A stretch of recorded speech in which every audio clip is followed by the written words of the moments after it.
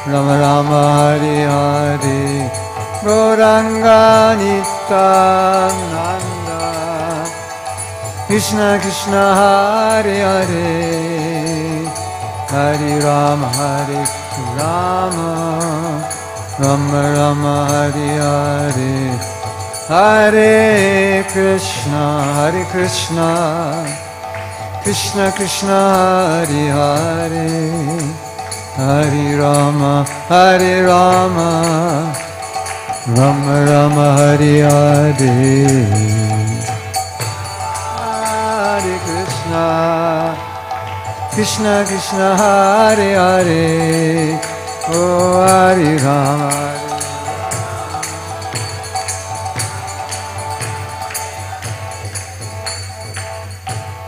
One more time, everyone together. Hare Krishna Krishna Krishna Hare Hare Hare Rama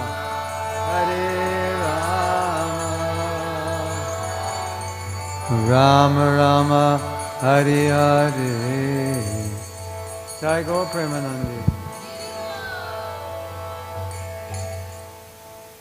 Yesterday we had mentioned that the holy name is victorious. Padam Vijayate, Sri Krishna Sankirtan. And it's victorious, and one who takes the holy name becomes victorious. And so, the holy name is victorious, and those who walk with the holy name, they become victorious. It's like you have a weapon. This weapon can destroy anything, right? So you're looking at the weapon, it can destroy anything. You carry that weapon, you can destroy everything. Not that you are powerful, the weapon's powerful. So the holy name is powerful. You have the holy name, you're like light. So wherever there's darkness, it goes away. Not because you're light, but because you're carrying light. Yes? Hare Krishna. So I have a song for you. Would you like to hear a song? You're being rewarded for coming on time. This is a song, this is the first verse of the Shishastakam. First verse of the Shishastakam says, all glory is to the chanting of the holy name which can cleanse the heart of dust accumulated for years together. It is extinguishes the blazing fire of material existence and causes the lotus of good fortune to arise. So we're going to sing it.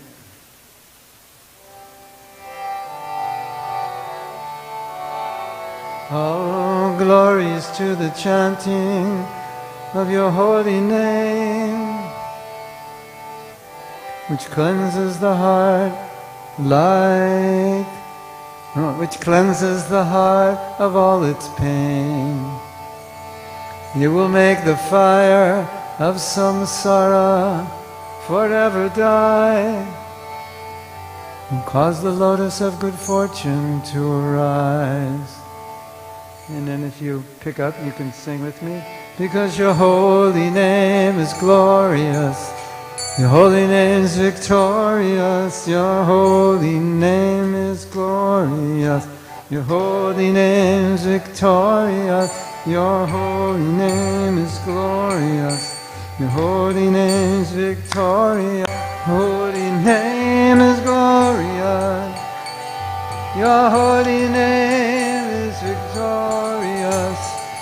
Param Vijayate Sri Krishna Sankirtanam Param Vijayate Sri Krishna Sankirtanam Param Vijayate Sri Krishna Sankirtanam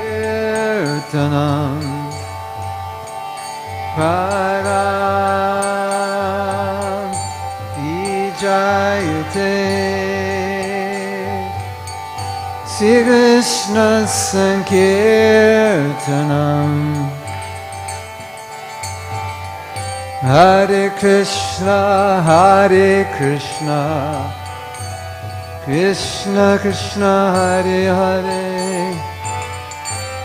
Hare Rama,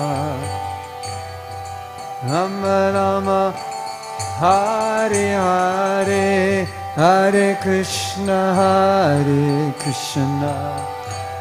Krishna Krishna, Hare Hare, Hare Rama, Rama Rama, Hare Hare, Krishna Krishna, Krishna Krishna, Hare Hare, Hare Rama, Rama Rama, Hare Hare, Hare Krishna, Krishna Krishna, Hare Hare, Hare Rama, Rama Rama, Hare Hare, Krishna Krishna, Krishna Krishna, Hare Hare, Hare Rama,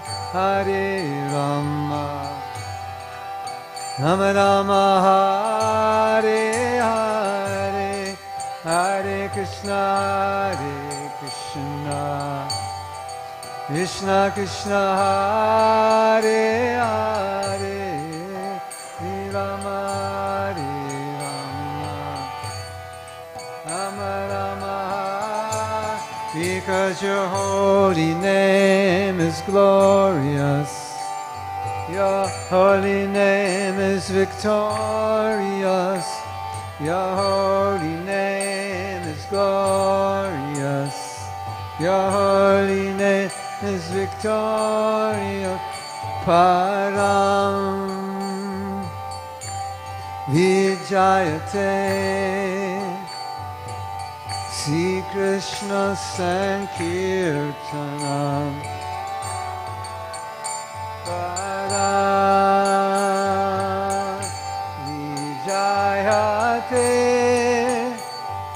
Sri Krishna Sankirtanam. Param Vijayate, Sri Krishna Sankirtanam. Param Vijayate, Sri Krishna Sankirtanam. Hare Krishna, Krishna Krishna, Hare Hare, Hare Ram, Ram Ram, Hare Hare. Krishna Krishna, Hare Hare, Hare Ram, Ram Ram, Hare Hare. Krishna Krishna, Krishna Krishna, Hare Hare, Hare Ram, Ram Ram, Hare Hare. Hare Krishna, Krishna Krishna, Hare Hare, Hare Ram, Ram Ram, Hare Hare. Hare Krishna, Krishna Krishna, Hare Hare, Hare Rama, Rama Rama, Hare Hare. Hare Krishna, Krishna Krishna, Hare Hare, Hare Rama, Rama Rama, Hare Hare. Krishna, Krishna Krishna, Hare Hare, Hare Rama, Rama Rama, Hare Hare, Hare Krishna, Krishna, Krishna Krishna Hare Hare, Hare Rama, Rama Rama Hare, Hare Krishna, Krishna Krishna Hare Hare, Hare Rama, Ram Ram Hare Hare, Krishna Krishna Hare Hare, Hare Rama, Ram Ram Hare Krishna, Krishna Krishna Hare Hare, Hare Rama, Ram Ram Hare Hare, Govinda Jaya Ram Rama, Hare Krishna, Krishna Krishna Hare Hare, Hare Rama, Ram Ram Hare Hare, Govinda Hare Rama,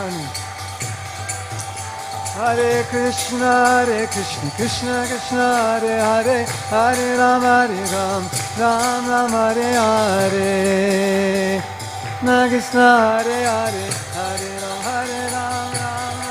Hare Krishna, Krishna Krishna Hare Hare, Hare Ram, Ram Ram Hare Hare.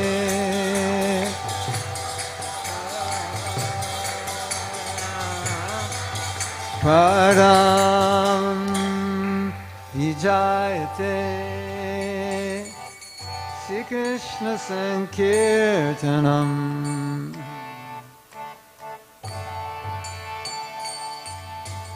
Param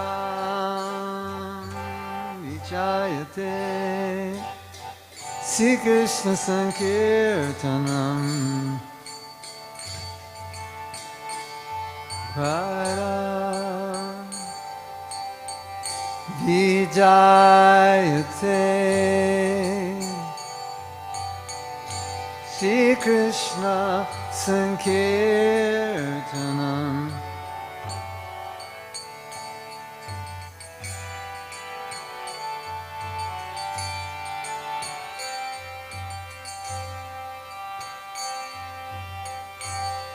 Your holy name is glorious.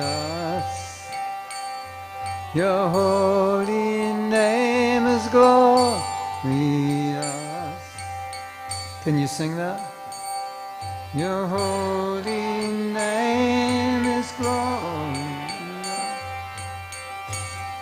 Your holy name is victorious. Your holy name is glorious. Your holy name is glorious. Param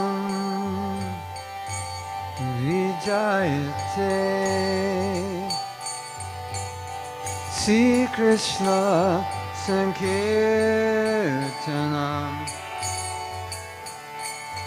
Param Vijayate Shri Krishna Sankirtanam. One more time, everyone. Param Vijayate Shri Krishna Sankirtanam. And what does it mean?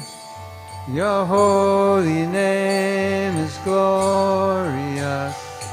Your holy name is victorious. Your holy name is glorious. Your holy name is victorious. One more time, a little louder. Your holy name is glorious. Your holy name is victorious. Your holy name is glorious. Your holy name is victorious. Param Vijayate Shri Krishna Sankirtanam. Param Vijayate Shri Krishna Sankirtanam. Jai Gaur Premanandi Hari Hari. So we're all becoming glorious by chanting the glorious name. The name is glorious, and those who chant the name are glorious. Hare Krishna. Welcome back for more fun. Namo Vishnu Padaya Krishna Prasthaya Bhutale Srimati Bhakti Vedanta Swami Ti Namane Namaste Saraswati Deve Gauravani Pacharine Nirvise Sasanyavadi Paschati. Well, it seems that I scared a lot of people away last night. Maybe they weren't ready for all of that. So, we're going to do a little exercise this morning. So everyone needs a partner. So we need you to sit in twos, not threes, not fours, fives, or sixes, but twos. And anyone can be your partner. You don't have to like them. You don't have to love them. They don't even have to be sitting next to you. You can choose a partner from anywhere in this room. And when everyone gets a partner, I'll tell you what we're doing. So you should sit next to your partner so you could talk to them without straining yourself.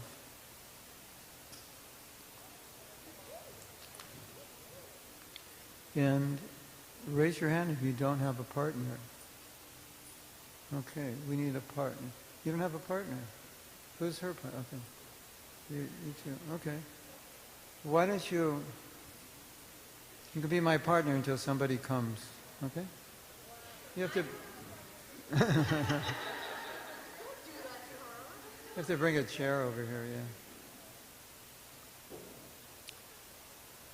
The next person that comes in will become your partner. So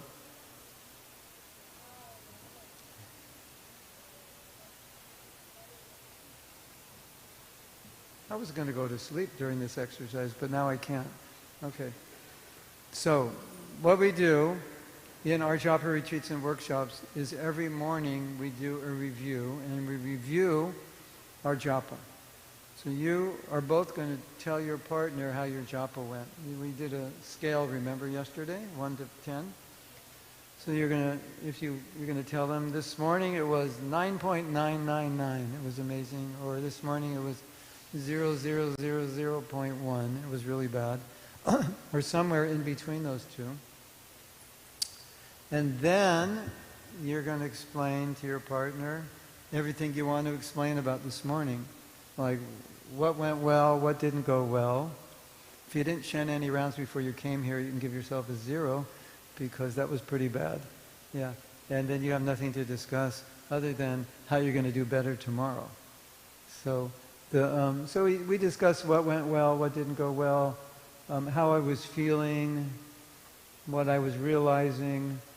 And maybe the most important thing is 2 things. What did I do this morning that was really good and I want to keep doing that? I really like that. And what did I want to do but I didn't do well that I would like to improve upon? So you can just kind of get that in your head, right? So there's 2 of you, so one of you can speak and the other one just listens. You don't have to advise or comment, criticize, judge, all that good stuff. You just listen. Whatever your partner tells you, it's confidential unless it's, really good and you want to share it. But if it's personal, like, I was chanting my rounds while watching TV this morning, eating popcorn with my left hand, and like that, you probably don't want to share that with anybody. That's private and confidential. So maybe each of you take 3 minutes or 4 minutes, and then after you discuss everything, we'll check in and see who needs more time, and then we'll do a little sharing. Is anybody not clear on what we're doing? Basically, you can say anything about your japa this morning, but the main thing is, what did you learn? What do you want to improve? What do you want to continue doing? What did you lament that you didn't do? What were you happy that you did? What were you ecstatic about? What were you miserable about? And, how does it compare to your japa normally? Okay? If you weren't here last night, this is kind of anticlimactic for you, but last night we learned some things by which you could chant amazing japa this morning, leave your body, go back to Godhead and come back. So everyone here who was here last night definitely was not in their body for a few hours this morning. And so they're going to describe their visit to Vaikuntha and back. But anyway, if you weren't here, you can describe your japa, what was good, what wasn't, and whatever else you want to say. Okay? Okay, on your mark, get set, go. Hare Krishna. So, you can sit in the chair, you can bring it closer, whatever you like. You have a partner now? Now I can go to sleep. Yeah. You go back there, yeah. She's your partner.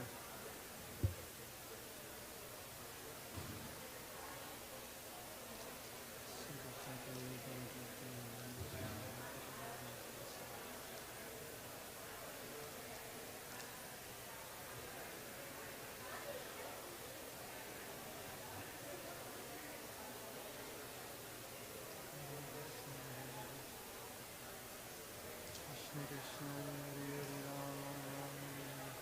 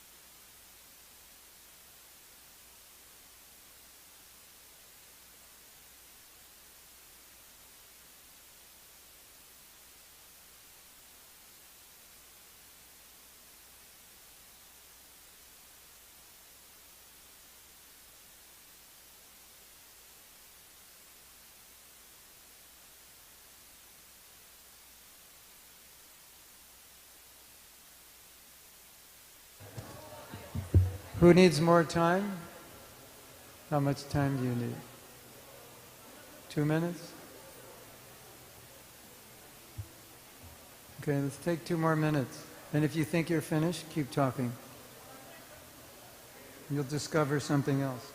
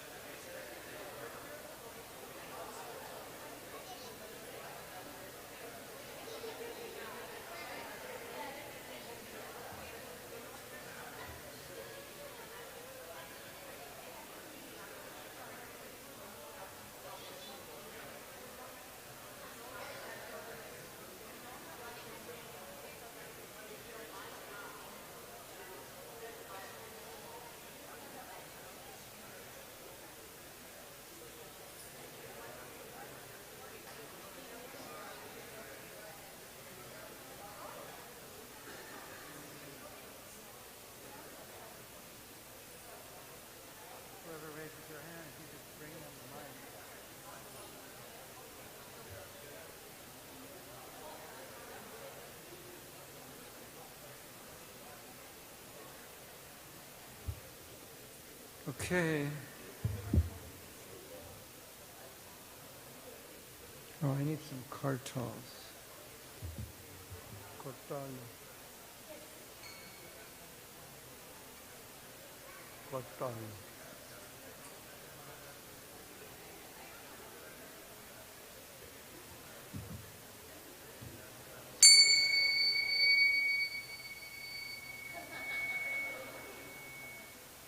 It's the only thing that works.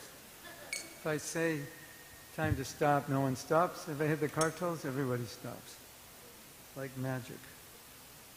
So what we're going to do now, whenever we do an exercise, after the exercise, we ask you, any of you who would like, to share whatever you'd like to share from this exercise. And don't be afraid to share your challenges.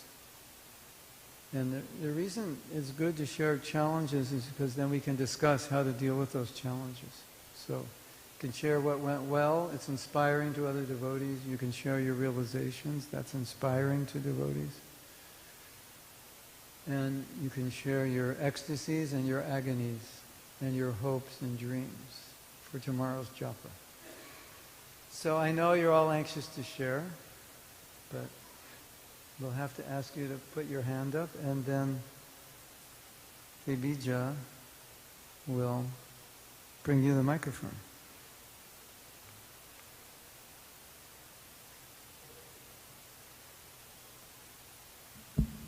Hare Krishna Prabhu, my partner was Chitrangi, and I'm very impressed that she actually paid attention to what you mentioned yesterday. Really? Yes.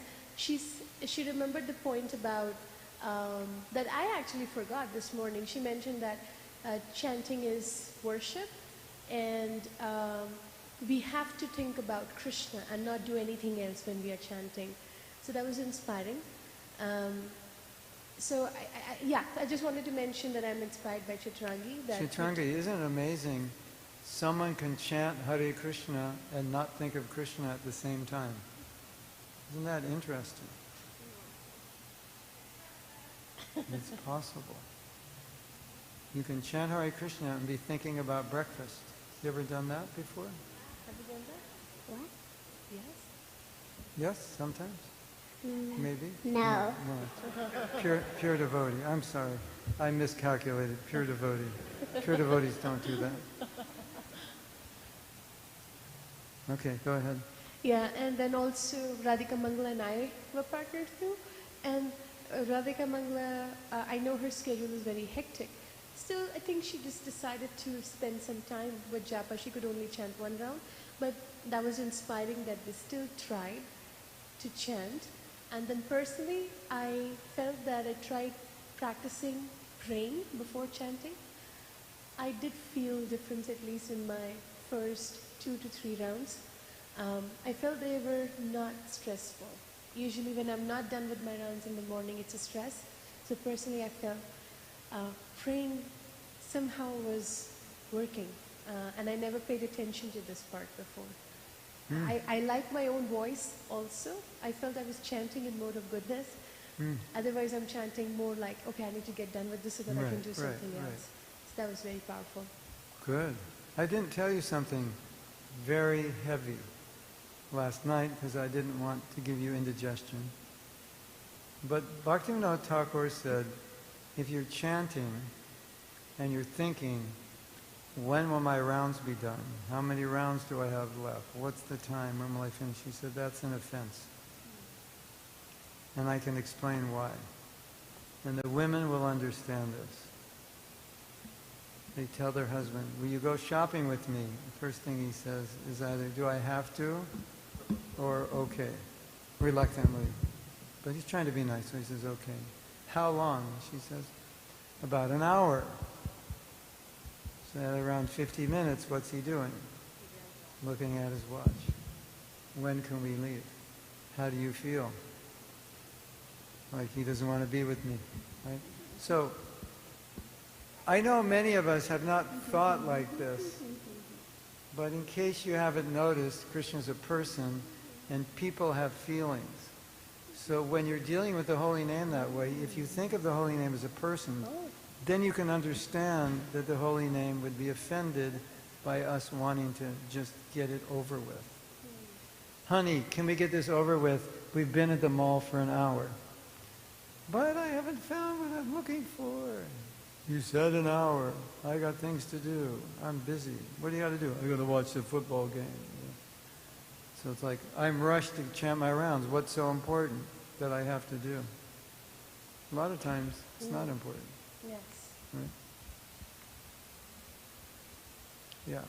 So isn't that interesting? Bhaktivinoda Thakur said that's an offense, to be calculating how much time. But at the same time, it makes sense, because in real life, that would be offensive to a person. Right? Thank you. Thank you. Who else would like to share? Hare Krishna, thanks so much for the opportunity to be here together again. Listen all these beautiful reflections. Me and Amrita, we discussed about the Rupa, the form of Krishna as a deity. This helps us to bring awareness to our moment of chanting. And we conclude our discussion about this, thinking that everything that is the opposite of the state of awareness makes you farther from Krishna, because you need to be present in this moment. Yes. And also be thankful for the moment, be grateful for the opportunity to have the holy name and be able to chant it properly. Thank you so much. Hare Krishna. You know what I was thinking this morning? You know how, I think it's maybe more for mothers, when they're super busy and they just say, I need some me time. Me time. You need me time? Yeah, like just alone, right? I need me time. Take the kids, take everything. I just need to go somewhere or hide in the closet or whatever you want to do. So I was thinking that as we were talking about yesterday, I quoted Rabindra Swarup, who said, you should give Krishna the courtesy of your attention. And I thought, okay, this is me time for me and Krishna. This is our time. So if this is our time, just me and Krishna, then it's my time to give him my attention. I'm not going to give my attention to anything else because this is our time. So it's not me time per se. It is me time, but it's really our time. So whenever you have me time or our time, everything else turns off, right? So it's a nice meditation that this is our time. Krishna's willing to come and be present as his name, and therefore there shouldn't be anything else. It's just me and him, and my consciousness on him, and that's all there is. And if you do that, it's very easy. It's very easy to be present. Because, okay, here's a little pun on words. It's easy to be present if you give Krishna the present of your presence. Right? Give Krishna the present of your presence. And when you do that, you will feel that's part of my devotion in chanting is to give him my presence, my attention. You know how important attention is. How much attention do your children want from you? How much attention do your partners want from you? I'm talking to you, why aren't you listening? Pay attention. Attention is such a valuable thing, right? It's like we own attention and we want to put our attention in different places. But when you're with a person, they want your attention. And that's what makes the relationship valuable, right? So now you're chanting and Krishna's saying, why aren't you giving me your attention? I don't feel good. I feel neglected. Please give me your attention. So as you're chanting, you think, this is our time. I must give attention to Krishna. And when you do that, that's all there is. It's you and the holy name. There will be nothing else. Nothing else. And you will feel like you are not, you have gone somewhere else. It's just you and Krishna have gone off. It's beautiful. Yes? Me time, our time. Who else would like to share? Yes?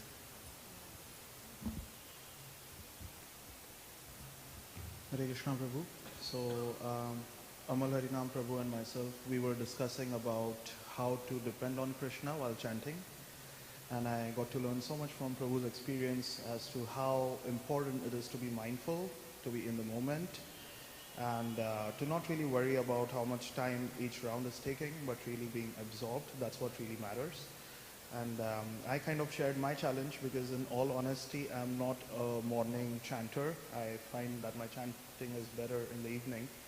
And I'm not going to lie, I did not get a chance to do even a single round this morning. So I was reflecting on the rounds that I did last night upon reaching home. Okay. So yes, those were some of the themes that we spoke about. Wonderful. Thank you. What was the first thing you said? Being mindful, being in the moment and depending on Krishna. And the next thing?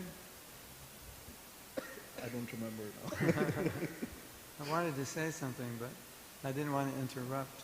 Now I can't remember. The time that we're spending on Oh yeah, each the round. time, yeah. Okay, so this is interesting. That many devotees get a little concerned about the time. If I'm chanting too, basically they're not really concerned about chanting too fast. They're concerned about taking too long. And obviously it's a concern if you don't have time. You want to chant a certain number of rounds, you don't have time. But other than that, it's not a concern. It becomes a concern with the process. There are things we should be concerned with about the process, but it's not that important. And if we overemphasize the importance of the process, it minimizes the importance of the relationship. Right? And then we go back to the thinking, chanting is a process, it's not a process. Well, it is a process, but at the same time, it's a relationship. And a relationship is not a process. Relationship is a relationship, and a process is a process. And if you make chanting a process, then you don't need the relationship, you don't need your heart. You just need to perfect the process. That's called smarta. You do the ritual perfectly, bingo, success, good karma, everything's great. That's not the goal. So if if you have a nature where you're hung up, not hung up, if you have a nature where you're more like, how long does it take? You know, like I need to know how long it takes. You know, that's your nature. Like maybe you're I don't know, maybe it's the nature of your job, everything has to be like perfect. But it's not that way with chanting. Thank you. Okay, who else would like to share?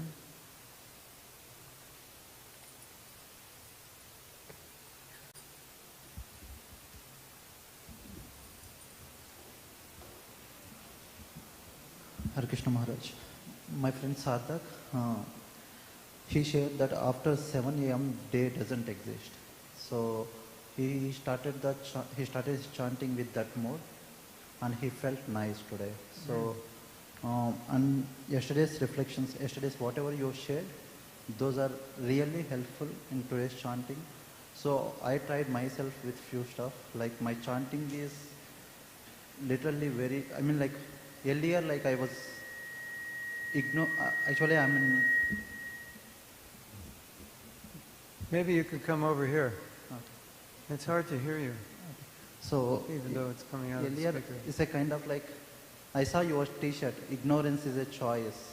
Yes. So my chanting earlier, it was a ignorance actually. Like I'm doing it purposely. If we want to do the good japa, we will actually do. That is in our hands. You want to go in my room and you can put that shirt on and show everybody, remind them? Yeah. I think it'll fit you a little tight, but it should show your muscles. It's okay. Yeah. That'll be good. One Japa workshop, every principle I taught, I had a T-shirt. I had like 20 T-shirts. And every principle I taught, I put on a T-shirt. And at the end of the workshop, we had 20 students wear the T-shirts, and we reviewed the whole thing on T-shirts. Thank you. Sarthak was making the point that if you want to be able to focus, you have to not engage your mind in the future, but you have to just engage your mind in the future when the future comes, and before the future, just engage your mind with Krishna. Like this is not even. It's not Saturday yet. It's just transcendental time. We're not even. You know, beyond. It's not Saturday. It's not anything. We're not in the material world. At that point, we're just chanting. It's just Krishna and I chanting. We're not here. And then 7 o'clock or whenever, then we land and then we deal with our stuff. Before that, we're not here. If Krishna took you, yeah, why don't you think you could put it on or it's too short? I think, no, I want you to wear it. Will it, you think it'll fit? It's a little big on me, probably a little tight on you, but it's okay. What if Krishna took you back to Godhead? What would you say? I'm kind of busy, you know. When are we going to get back? Okay, there he is, our model.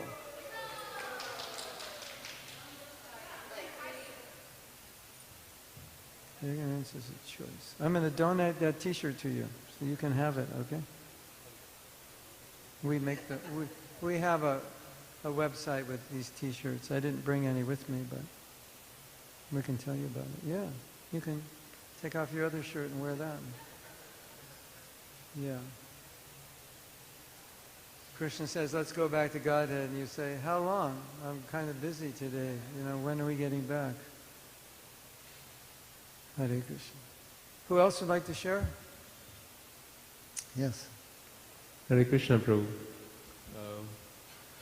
So my partner is Vishwat. So based on this exercise, what I learned is sharing your japa has made me aware about my quality of my japa. just by doing this exercise. So that Yes, self-awareness has come in. Yes. Because usually when I do japa, I don't share it with others, like how I Yes. do it, how I did it. Exactly. So this self-awareness came from this exercise. Secondly, based on yesterday's workshop, today I was able to concentrate or pay attention to more of my japas, like mantra chanting. Initially, like initially I used to pay attention, I was able to pay attention to only few mantras at a time. But now the numbers have increased. So initially it was 10 mantras, now it's 20. So the increase in attention is there because of yesterday's workshop. So this is what I would want to share. Thank you. And after those 20, Krishna's wondering, where did you go? And when are you coming back? If you personalize japa, it makes a complete difference. Because I think we tend to impersonalize it. It's a process, it's a mantra. You just chant it so many times you'll get an effect. No, it's a person. And so if I go away, Krishna's wondering, wait a minute, you were just here. Where did you go? And why are you calling me with your back towards me? So if you think in those terms of a personal relationship, then it doesn't make sense to not be present. Right? Remember yesterday I said, the cause of all offenses is that we don't acknowledge the name is Krishna. We don't imbibe that this is Krishna. So if it's not Krishna, it's very easy to get distracted. It's very easy to just chant like a robot with no bhav, no emotion. But if that's Krishna, it's much harder to do that. And it naturally calls you, if it's a relationship, to express your feelings as you would in any relationship. So just that, personalizing the holy name, can make a huge difference. Because that's the problem, I think. Because if I'm chanting the holy name and I'm not cognizant, this is Krishna, I don't have my awareness, I'm not reminding myself. It's a kind of impersonalism, in a sense. Maybe not philosophical impersonalism, but relational impersonalism. Isn't it?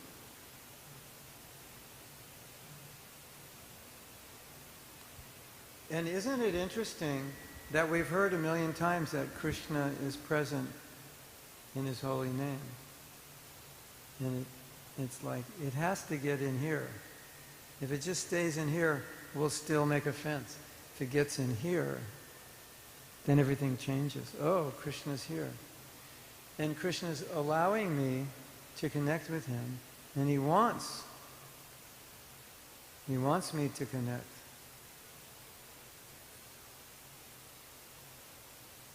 So meditate on this. You're chanting your rounds, and Krishna wants you to think of Him more than you're thinking of Him. He wants you to connect more than you're connecting. He wants you to chant good rounds more than you do. Because He wants you to love Him, and He wants you to come back. And that is true for Prabhupada. And that is true for the whole disciplic succession. They're all backing you. You know, you ever seen that experiment? I don't know if they call it experiment, an exercise they do. They line kids up. They're all in a straight line, and they say, take a step forward if you have both parents at home. Take a step forward if you've never been denied a meal. Take a step forward if your parents are both alive or healthy like that. And some kids are way forward and some kids are way back, right? Why did I say that? I really forgot. What was the point I was making? Oh yeah. So it's like your parents. I just saw one of these the other day. It was like daughters. The mother wanted the daughter to appreciate the father and said, have you always had 3 meals? And, did you have a bike before you were 6 years old? Did you have pizza before you were 10 years? Like all these things. The daughter just started crying. She didn't realize how much she was given That it's the same way with the disciplic succession. Basically, has our disciplic succession given us everything we need to be completely pure? Yes. And they've given more, right? They're completely behind us. They're pushing us. More. They're pushing us more than we want to be pushed. And so, if you think like this, it makes it easier. You think, oh, how will I become Krishna conscious? The whole disciplic succession is holding you up. What are you talking about? And they're holding you up, and Krishna's got his hand out. Like, you can't lose if you just go along, right? Just get on the subway, get on the train. So, yeah. So if we think in personal terms, it's much easier. If we think in process terms, then you have to be really like mind controlled to just focus on a mantra, which is not a person. Yes? Yeah, so that's important. Who else would like to share their experience, good or bad?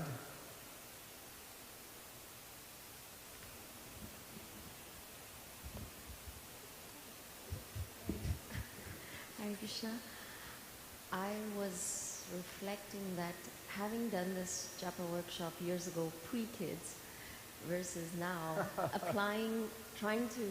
we were talking this morning, trying to apply the principles in this stage of life is certainly a little bit mind-boggling.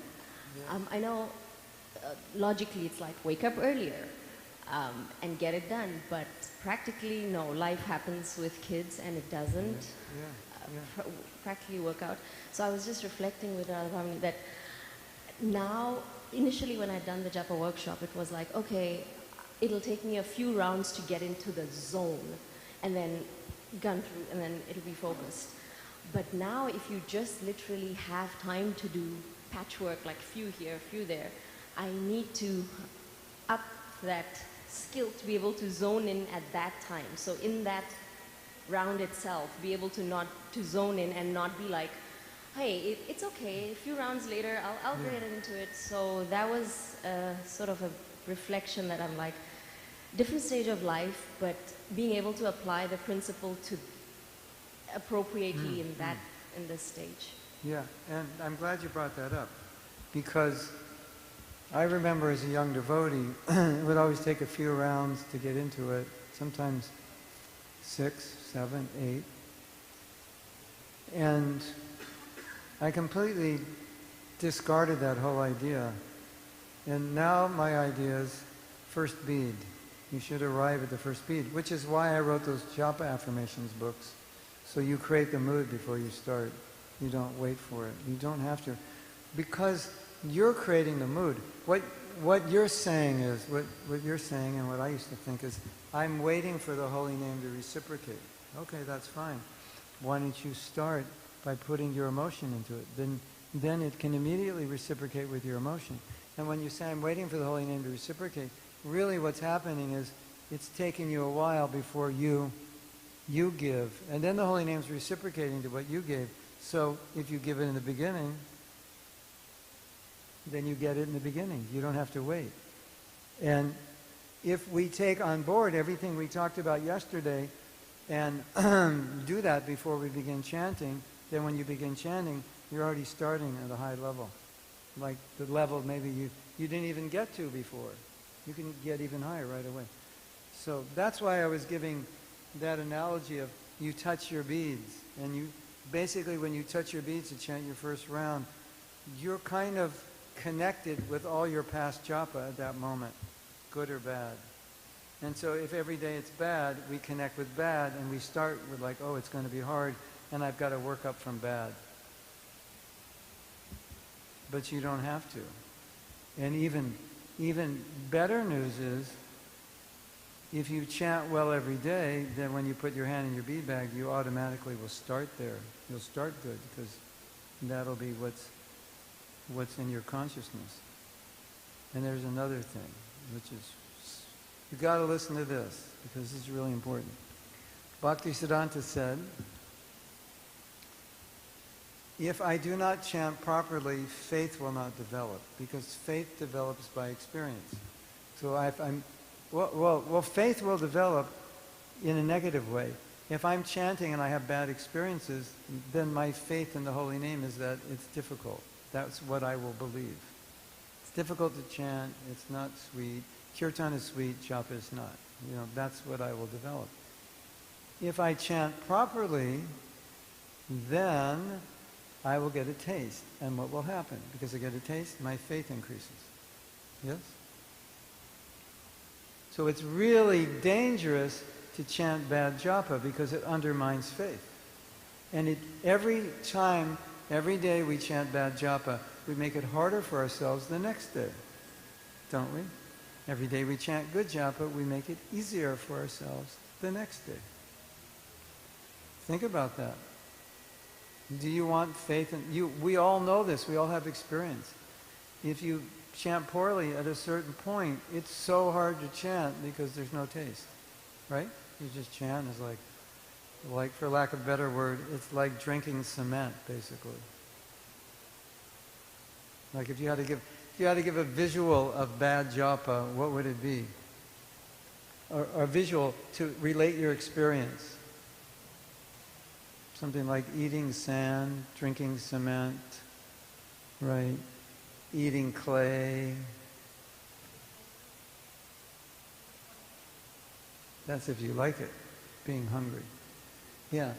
And if you like it, what's it like? It's like lemonade with a touch of mint leaf on a hot day. Cheesecake. What flavor? Chocolate? So, now if we think about what we're doing to ourselves by chanting bad japa, we're making it really hard on ourselves the next day, and the next day, and the next day. And it becomes a vicious cycle. Because if it's bad one day, it's harder to make it good the other day. And then at some point, I think all of us have gone through this experience where we just checked out. We're checked out. It's just going to be, I promise to chant my rounds. I've checked out. They're just going to be bad. And I'll just struggle through it. I'll scroll through it. I'll watch videos through it. I'll do something to get through it. I'm checked out. Can you relate to that? Have you ever chanted checked out japa? Yeah, it's like, that means I've given up. But when you apply what we've learned yesterday, it changes. Krishna reciprocates. And you know what also is changing, which is so simple, but you don't think of it. We are putting some emotion into it. And if we're putting devotion and emotion, what do you feel? You feel emotion and devotion. That's what you feel. So if you say, my japa is like dry sand, well, why don't you, spit out the sand and put some lemonade in? I mean, you can do that. Lemonade in the form of, oh Krishna, please help me. Oh Krishna, I want to love you. Oh Krishna, I want to please you. We can do that. So when you say I don't feel anything, the simple answer is, okay, well, feel something. Right? Put something into it. Right? We were talking yesterday. You weren't here. We were talking yesterday.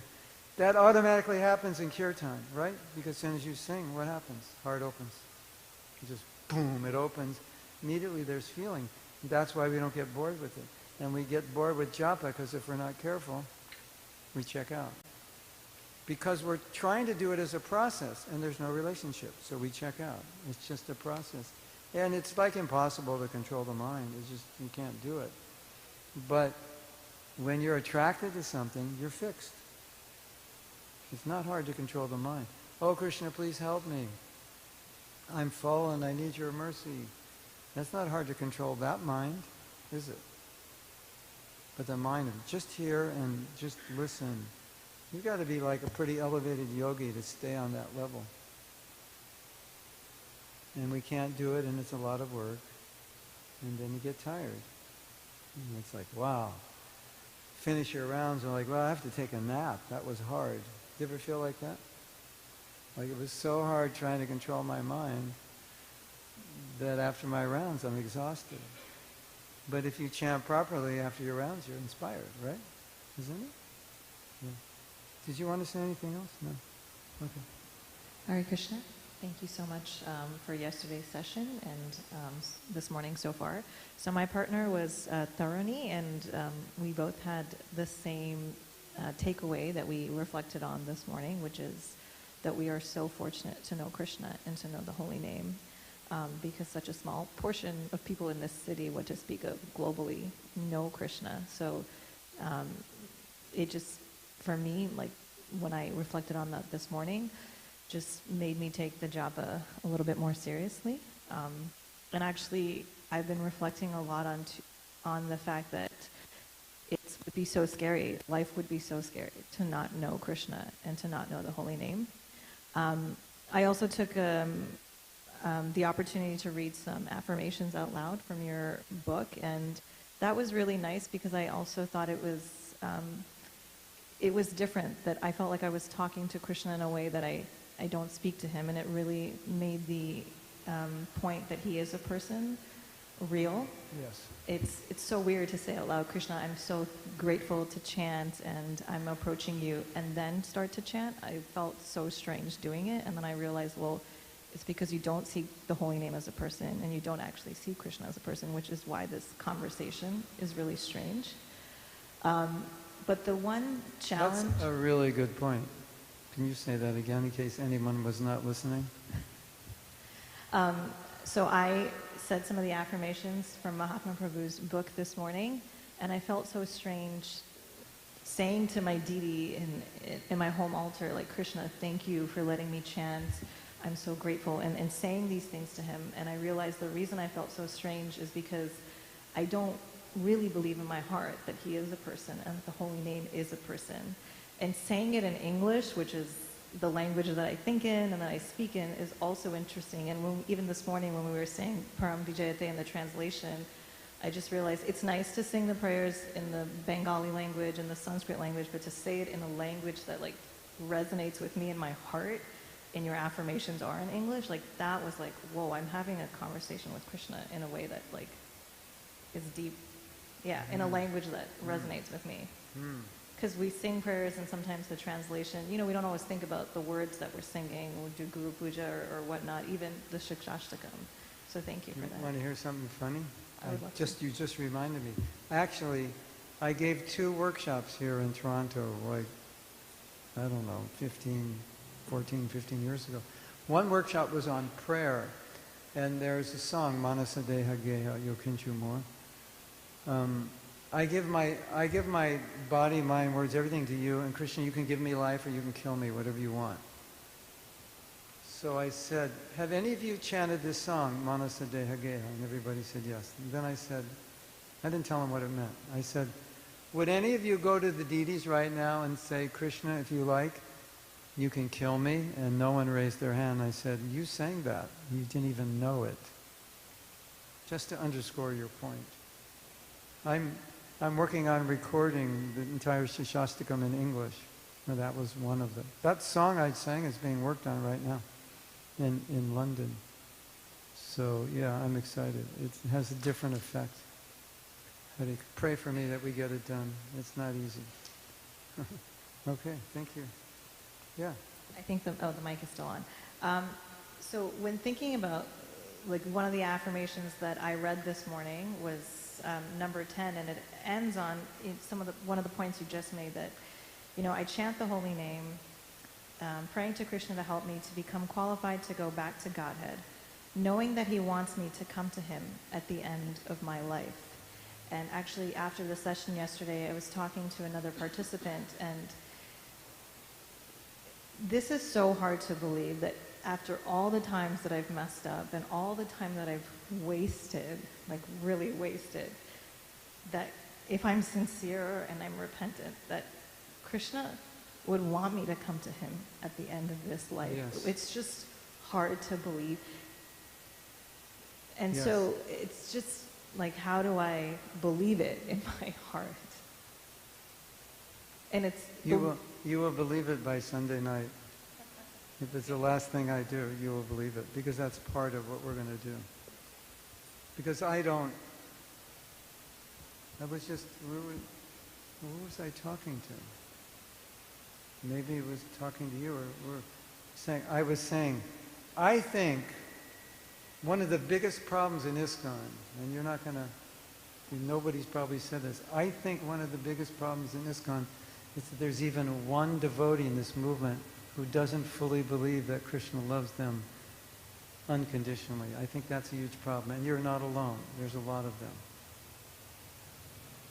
And how can I fully give myself to someone that I don't believe will accept me and love me? Exactly. How can I give myself to the holy name if there's some resistance? So we have to get into this. I have some things that I will read that are amazing about Krishna's love. Like completely amazing, like beyond what you could imagine. And we're going to do an exercise also. And that exercise will convince you, I'm sure. Everything I read and the exercise is going to convince you that Krishna loves you. And if you told me, Mahatma, I love you, and I said, no, I don't really think so, how do you feel? Yeah, rejected. Of course, we think, well, Krishna's not, he doesn't have like psychological issues and abandonment issues, you know. But if you have them, they came from him. So he's got them, you know. If Radharani leaves him, he's got abandonment issues, big time, right? So, so we say to Krishna, you know, I have a doubt that you love me. And Krishna's like, you hurt my feelings. You hurt my feelings. Think about it. Anyway, we would talk more about it. It's really important for japa. It's really important for our bhakti to give ourselves to Krishna. I have to give myself so freely that I know when I jump off the mountain, he'll catch me. But if like, Krishna, I'm not sure, you know, because like, you know, I did lots of bad stuff. What if when I'm jumping, you look at me and go, nah, not you, you know. You can fall. That is almost, to me, this is going to sound heavy, and I don't have any shastra. Maybe it's there somewhere. But to me, it's an offense to think that Krishna doesn't love me because of my own whatever experiences in life and my own psychology. That's an offense to him. Like you know, you're second guessing Krishna. You know, or you think my guru doesn't love me, Prabhupada doesn't love me. Yeah. Anyway, we'll talk more. Thank you for that. That's really important. In case you didn't know, the holy name is a person. And you have a relationship with him. And you're not chanting in a process. It's not mechanical. Well, we know we're chanting in a process when we chant mechanically, just to get our rounds done. Then we've processed it. But when you chant in a relationship, you chant with affection, emotion, devotion, and of course presence. Same thing. But you, like we said last night, like Damayanti was saying, you know, everyone is told when they chant japa, just pronounce and hear. If anyone ever tells you, you just chant and hear, that's all. Say, is there anything else? I will read what else there is. This just came up a couple of days ago. I'm so happy when things that I've taught for like 20 years come up as a quote from Prabhupada, that I didn't have the quote. I just understood it. All I have to do is find it. Hare Krishna. Oh yeah, here it is. The efficacy of the holy name depends on the quality of feeling of the chanter. Srimad Bhagavatam 1:8-26. The efficacy of the holy name depends on the quality of feeling of the chanter. So this proves I didn't make it up. If you were doubting, if you're doubting me, I just heard you just chant. I mean, Prabhupada says just chant and hear. He does say that. But the problem is, should I read it one more time? The efficacy of the holy name depends on the quality of feeling of the chanter. Hare Krishna.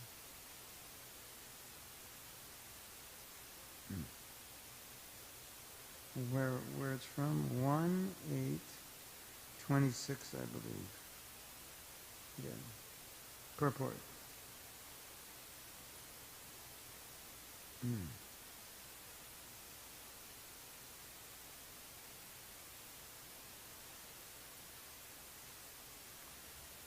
Okay, anyone else?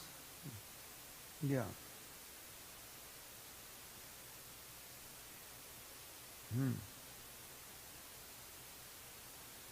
Yes. Anyone else want to share? Can someone share some struggle they have this morning? Yes.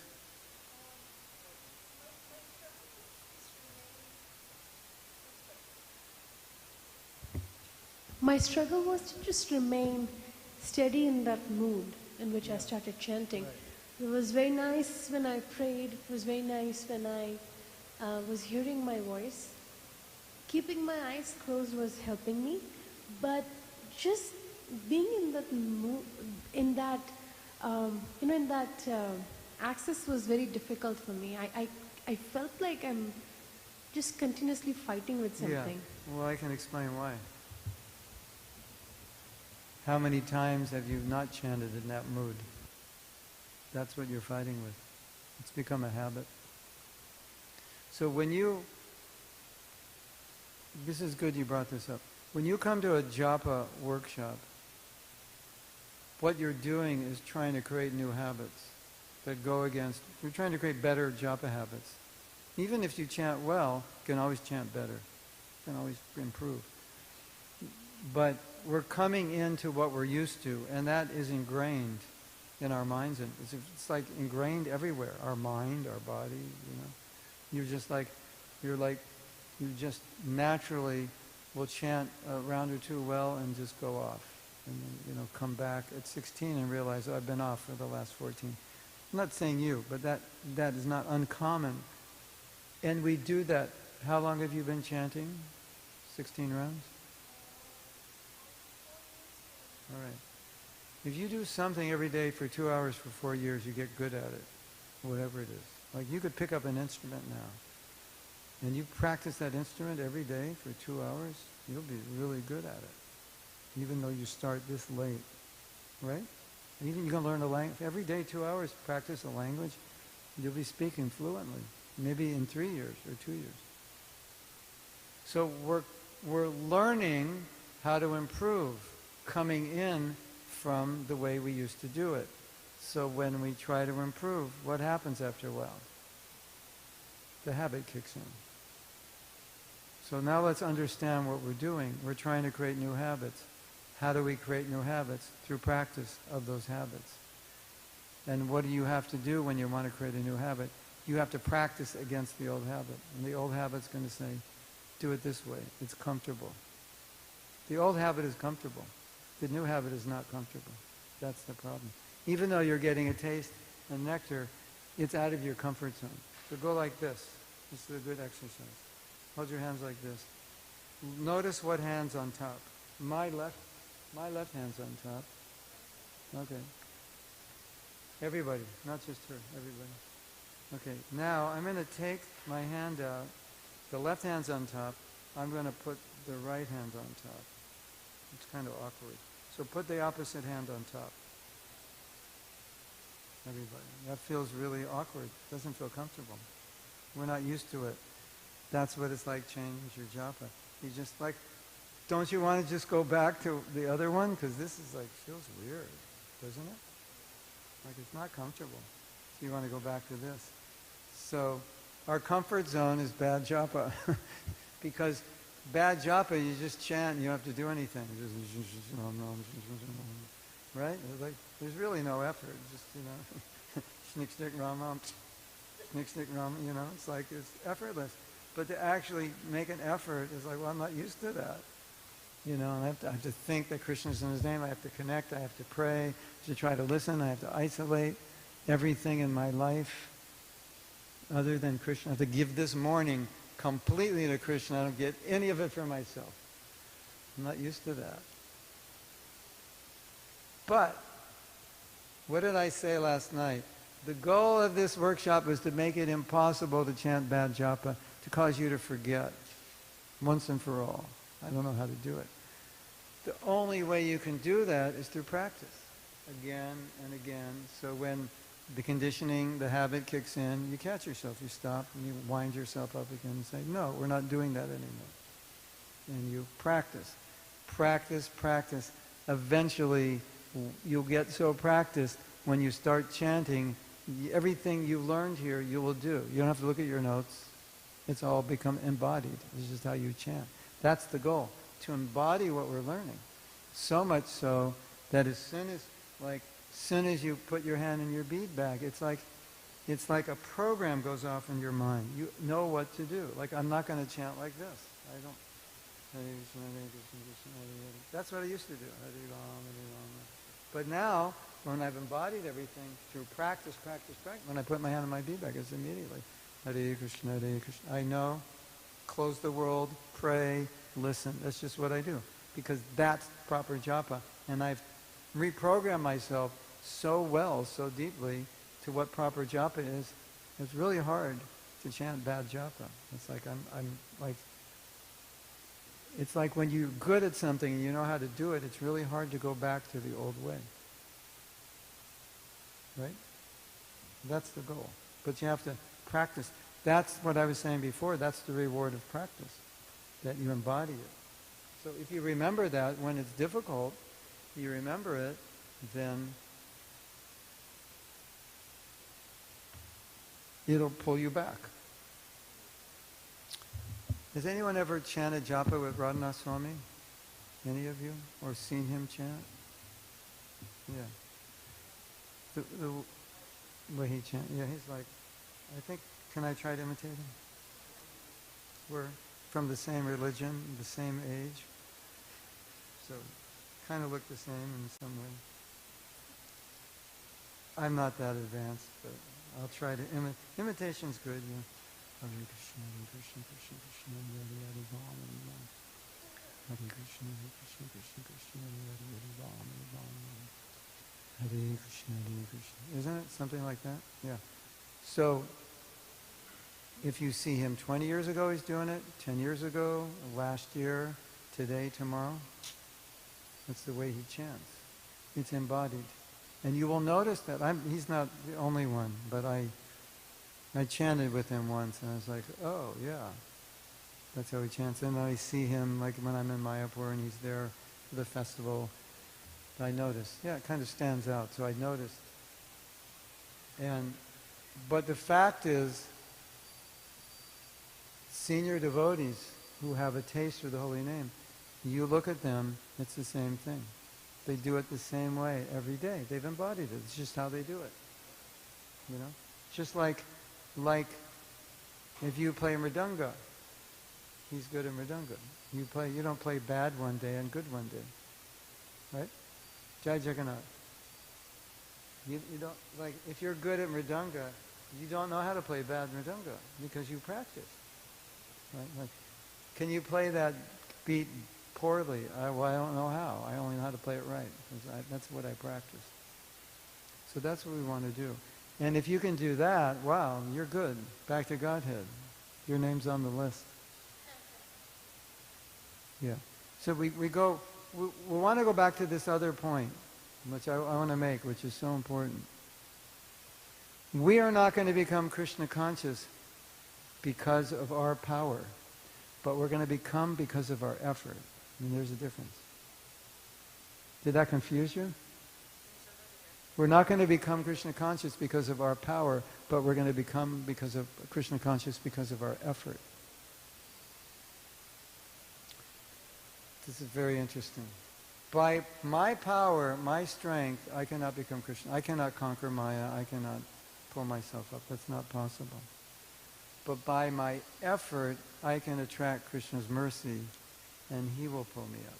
So effort is extremely important, because it sounds like, well, what's the use of my effort? I can't go back to Godhead by my effort alone.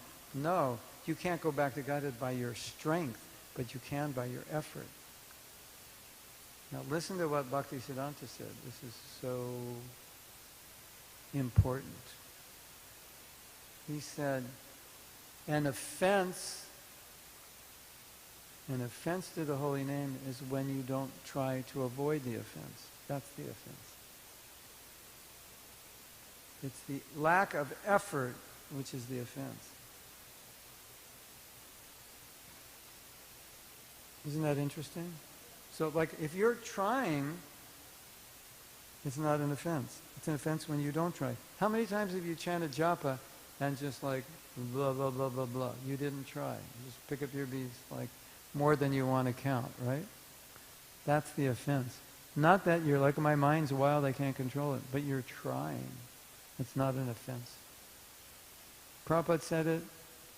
Srila Bhaktisiddhanta said it. And listen what else Srila Bhaktisiddhanta said. He said, unless we make our best efforts sincerely, we cannot attract the mercy of the Lord. So it's like, here's a button that says mercy on it, right? You have to hit that button. How do you hit that button? By your effort. Your effort moves the lever, and then the mercy comes. And how do you become Krishna conscious? By mercy. Not by your own, not by your own effort, but yes, by your effort. You know? It's like you ask your father, will you give me $100,000 to start a business? And he wants to see, he goes, start a lemonade business in front of the house. Let's see how you do. And then start a car wash. Go around the neighborhood, wash cars. Let's see how he wants. So you make all this effort at a certain point. He says, yeah, I think you can run a business. Here's 100,000. So you didn't earn the 100,000, but you made the effort that attracted it. We don't earn the wealth of love of Krishna, but we make the effort that attracts it. And love of Krishna is given to you. It's not, you can't get it anyway. So unless we make our best efforts sincerely, we cannot attract the mercy of the Lord. And the mercy is everything. If we don't have mercy, you might as well go home right now, because we're wasting time. How much mercy is there in the holy name? The holy name is the greatest mercy. The greatest mercy that Krishna has ever given. The greatest wealth is in the holy name. How do you get the mercy out of the holy name? By your effort. Which therefore, the worst thing is just to chant. Are you chanting or just chanting? The worst thing is just chanting. Well, it even gets worse. Are you chanting or are you chatting? Chat and be happy. Sometimes we don't even chant, we just chat. But are you just chanting or are you actually chanting? Because if you're just chanting, you're not getting the mercy. And you can feel it. I think one of the worst feelings for a devotee is to chant improperly, because you feel, in a sense, more disconnected from Krishna when you chant poorly than when you do when you chant well. Isn't it? It's really depressing. We need mercy. Yes or yes? Turn to the person next to you and say, I need mercy.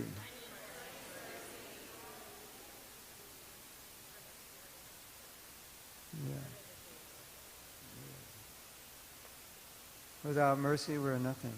And by mercy, you can become amazing. You can do amazing things that you could never otherwise do. So, would you like to take a break for like 15 minutes? Okay. If you didn't buy all my books yesterday, you can buy them today. And we have these Nishinga Kavachas that my wife makes. She told me to sell them all, otherwise she's going to kick me out of the house. So if you can buy some, that would be nice. They're silver, Nishinga Kavachas. I have to tell you a history, the history of this necklace. I'll put it on. Of course, it's for women, but... So my wife, I don't know, she saw this or she liked it and she kind of designed it. And she'd come back. Every time she wore this, she said, I've never worn this without someone asking me, where did you get this necklace? So she said, well, I think I should start a business and a website. I'm like, yeah, sure, you'll never do that. Anyway, she did it, but she kind of dropped it. And now we have all these necklaces. And she said, can you sell them? So there's a kavacha and some flowers, I guess, from Lord Nrsingadev in there, Nrsinga kavacha. It's kind of weighty, it's all silver, and semi-precious stones. These are rose quartz, we have pearls, we have all kinds of things. And we're selling them for the price they sell in America in Canadian dollars. So get them while they last. And she'll be really happy with me if I sell them all. Because I travel a lot, so it's like, she's alone, my daughter's in India, and so she's like, if we bring back a little extra Lakshmi, she's like, okay, I guess it was worth it. So you can make her happy, and guys, you can make your wives happy, and ladies, you can make yourselves happy. So, okay, how about 11:45, we come back? We'll start a little kirtan. Hare Krishna.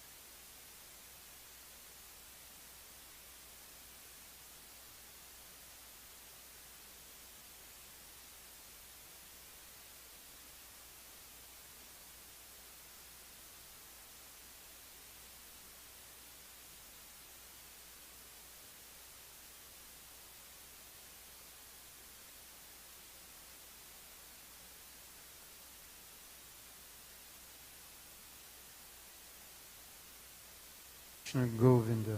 So, we talked about a lot of things last night. I covered a lot of ground, and I covered it. I could have covered all of that in 5 days. I covered it in 2 hours. And what I think is extremely important, based on my experience in doing this, is we have to keep hearing the same thing because it has to sink beyond our head. Last night was kind of got in the head, and some may have sunk. We need to sink it more. As I was saying, sink it to the point where it just becomes who you are. And I have a story for you just to explain this. There, I don't know when it was, 15 years ago, there was a killing in the Amish community. And they forgave the killer. And then one pastor gave a lecture and he said, it was amazing that they forgave the killer. And he said, but actually, it wasn't a decision. It was because they are people who forgive, so they didn't have to decide to forgive. They had embodied it. Isn't that nice? Like when you embody something, there's no more discussion, there's no more decision. Do we embody vegetarianism? Yeah. Every time you drive by McDonald's, do you have to make a decision not to eat there? No. So when you hear about something enough and you embody it deeply, then it just becomes who you are. And that's what we want to do. You become a good Japa chanter. So the way I would like to discuss what we discussed last night, for the benefit of everyone who was here last night, to go over it, and the benefit of everyone who wasn't here last night, and the benefit of those who were here last night who forgot everything I said. So for the benefit of those 3 groups of people, the way we'll do this is I just want to ask you to raise your hand and tell me something you remember from last night. Specifically, perhaps, something that's relevant to you, that was meaningful to you. And we'll hear from enough of you, and then it'll give me a chance to explain it a little further, and we'll go from there. Who has the microphone?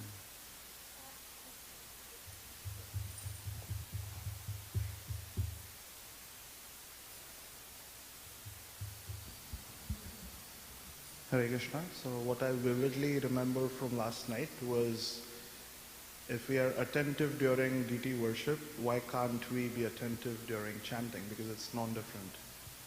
Beautiful. And we had mentioned that this is the sound incarnation. Krishna in sound, Shabda Brahman. And there's no difference. And there's a lecture when Prabhupada said that. He said, this is kind of heavy. If you think about it, he said, when the curtains open, you bow down. So why are you not bowing down when you start chanting? Because the same Krishna is appearing. You should bow down to that holy name. Hare Krishna, Hare Krishna. That's why I said, if you're just conscious that Krishna is there when you chant, pretty much eliminates all the other offenses.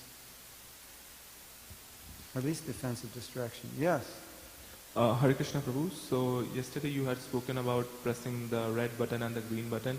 So I really kind of visualized like pressing the red button and all my thoughts just clearing out and able to chant so much better and attentively. Yeah, so that really helped me. It worked for you, yeah. So, okay, let's everyone take note of this. Now, some of you may have tried the red button and find that it was hard, or the red button, turned into the green button and like that. So, I think in order to do this, it takes practice and, really, like, what am I trying to do when I hit the red button? I'm like a visual might be, I'm trying to like surround myself with a bubble. Well, thank you. I'm trying to surround myself with a bubble, right? And my life is, or I would say, I'll just go back to God. Why don't we just say this? When you hit the red button, that's a sign to go back to Godhead for the next however long you're chanting, and just don't return until you finish. I think that's easier than trying to turn this world off. Just go out of it. Now we're going to Vrindavan with Krishna. It's just me and Krishna time in Vrindavan. Nothing else. That's it. We chant. That's the red button on steroids. Okay. Yes. Thank you. Hare Krishna Prabhu. My favorite part was the example you were giving of not getting divorced. Basically, what I used to do earlierly was just focusing that, oh, I have to get the 16 rounds done. But it is more about the connection with Krishna and you're honoring him. So we want to remember the statement, chanting is not just a process, it's a relationship. And when you digress into process, then you're not really chanting the way you're supposed to be chanting, and you're not therefore getting the effect that you should be getting. And what is the sign that we're not getting the effect? We lack inspiration, we lack realization, we lack taste. And that's sad, because you need all those to advance, right? And so we're depriving ourselves of those three things by just doing it mechanically. I think doing it mechanically is also a sign of laziness, because it doesn't take much effort. It doesn't take effort to do something without really doing it well, does it? Yeah, thank you. Yes. Just on that one, there was a nice analogy that you shared yesterday that was powerful, that just chanting the number of rounds or keeping your vows, you said, is admirable, but you don't reap the benefits. So it's like being in a marriage with somebody and just not getting divorced, but you don't really have a nourishing relationship. Yes. It is admirable if you keep your vow. But you actually didn't keep your vow, because your vow was to chant without offense. I mean, we can say that. Can't we? Like, I keep my vow to chant 16 rounds. I say, no you don't, no you don't. Because your guru recited, or whoever initiated, did this ceremony, recited the 10 offenses. So you vowed to chant 16 without offense. Sisirada Chira Chora Gopinath Ki Jai, Gaurnitai Ki Jai, Jagannath Swami Ki Jai. Yeah. And I think we could say this for everyone, even if you don't take initiation, but you want to try to chant some rounds, you're actually taking a vow to chant without offense. So I don't want to minimize a person's effort. They take a vow and they follow it. I think it's good. But I also want to bring awareness to that's not what you took a vow to do. Like you didn't take a vow to have a bad marriage. Right, when you get married, the wife will serve the husband will protect the wife, they'll help one another. That's the vow. Yes? Yesterday, the two things that were very nice for me was that chanting is as same as worshipping, and you gave an example of how a pujari is serving on the altar doing arti wouldn't answer any phone or would not get distracted. It's the same way Krishna is sound incarnation. And the second one was that feel Krishna's presence in Japa as if he has actually arrived at your home. Mm-hmm. And you pour out your heart, you update them, you share whatever problem we have, we share our desires, we share our challenges. But these two things were very personal. Yeah, and if you're going to share all those things, you have to be present. You can't be spaced out. It's like, I'm chanting, I'm hearing, I'm present to the holy name, and now I pray. Krishna, please help me. You know what I think when I chant, when I'm really chanting well? I think to myself, Mahatma Das, you now have a competitive advantage because you are absorbed in chanting. You may be lacking in so many ways in your spiritual life. You don't know 10,000 verses. You're not the smartest person around. You don't have the greatest amount of humility. But right now you're listening to the holy name and you're fixed and you're chanting, and this is going to like replace all your deficiencies and handicaps, and you're going to do really well. That's how I feel. I feel like if anybody doesn't do that, it's like I can beat you now. You're better than me, but if you don't do this, I can beat you, because like I'm in the race car. So, and that resolves the issue of, well, I just hear and chant, how can I pray? That's when you pray. When you're hearing and chanting, you're present. You pray to that name that you're chanting. And it's just amazing. You think, I could ask God for anything. Wow, that's amazing. Don't you think? Turn to the person next to you and say, that's amazing. That's amazing. Okay. Just want to make sure you're awake. Yes. Also at this time, if anyone has any questions, they can ask. Yeah, okay. Hare Krishna, thank you for such a wonderful session. You're welcome. Yeah, so yesterday, what I got out of it is, when I chant, I want to have a good relationship. I want to feel like that, I had a good, relationship with Krishna at the end of the chanting. So I feel something, at the end of the chanting. Yes. And creating that atmosphere. Thank you for giving this opportunity, mantra to connecting with you. Yes. That is really good. That's what it's all about. That's what Krishna consciousness is, awakening that relationship. And it's really interesting. When I first started chanting, I thought I was chanting to awaken my relationship with Krishna, which is true. But if you're chanting and the holy name's there, there's already a relationship. Maybe it's not fully awakened, but it's there. You're there, and the holy name is there. Right? Yes. Hare Krishna, Prabhu. Prabhu, yesterday what struck me was when you said, we don't chant with lips, we chant with our heart. Yes. So I tried practicing this morning, and I don't wake up at 4, but I don't know, somehow I got up at 4. Oh, nice. So I don't know how that happened. I slept at 12:30, got up at 4.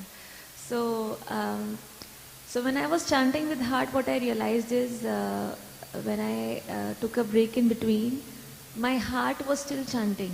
Wow. So I've never experienced that. Nice. So when I'm chanting with lips, it's gone.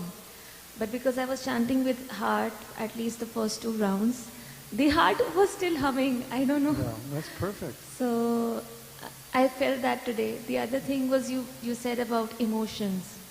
So I generally do a reflection of emotions, but putting emotions in chanting. I was trying to understand what I'm feeling before chanting to set the consciousness. Yes. But there were so many parallel thoughts that I was clueless of what I was feeling. Really? And then I was trying to invent things that, okay, it might be this, it might be this, it might be this. But then it was none of that. So then in chanting, something else only happened. So I think that's what I felt.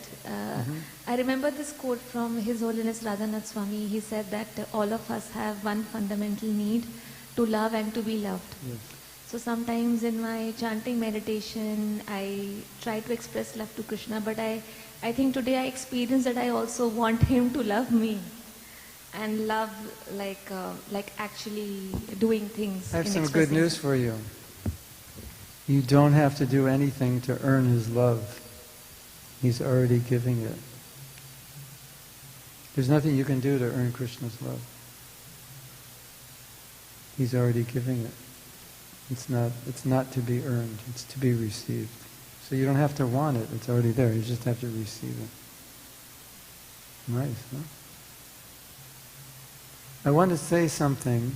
Last night, you remember, I think, Damayanti was asking, like how do you feel, and is it a thought? And I was saying the feeling should be something that's real for you. And Prabhupada said the Maha Mantra means, Krishna, please engage me in your service. And what's really meant by that, I think I explained a little, not that I just want service, but I want the mentality of I'm servant of the servant of the servant. And you know what Prabhupada said? The more you're a servant, the sweeter it gets. The more you're a servant, the sweeter, sweeter, sweeter. So, I think this world is meant for my enjoyment. That's the problem. If I didn't think that way, I wouldn't have a body. I have the body because that's my bhav. I want to enjoy this world, right? You like good food, you like good smells, you like good sounds. Of course, we all like it. And when I'm chanting Hare Krishna, Krishna, I want to be a servant, which means I do not want to be the enjoyer any longer. I want to be your servant. That's what it means. And we all can feel that need deeply because that's why we're here, right? That's the entanglement. So that's something you can feel naturally. Oh Krishna, please engage me in your service, which also means give me the mood of a servant. And you want to hear another one that's beautiful? I'm not sure who said this. Please bring my heart closer to your heart. Make what's in your heart in my heart. Make what's in my heart in your, make my heart reflect what you want. I think we all want that, don't we? That's what the Maha Mantra means. It's beautiful.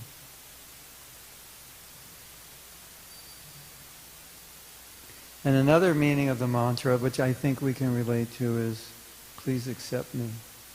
Because you were saying that. I want Krishna to love me. And I'm saying, well, he already does. But your feeling is it's how devotees feel. Krishna,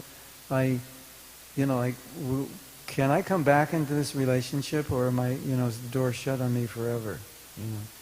And of course, by Mahaprabhu's mercy, the door is not shut. But sometimes we don't know. Sometimes we doubt it. And so we say, Krishna, please accept me. Accept me back. I want to be your devotee. So that's a mood we can all relate to.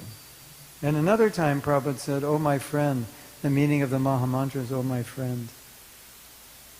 Oh my friend. Who's a better friend than Krishna? In fact, I have a song. Would you like to hear it?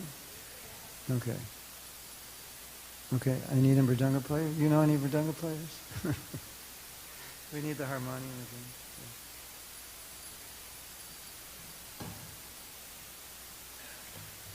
So, some of you know this song, and I have to tell you the history of this song. It's quite interesting. I was, as I said, I've been writing songs in English, and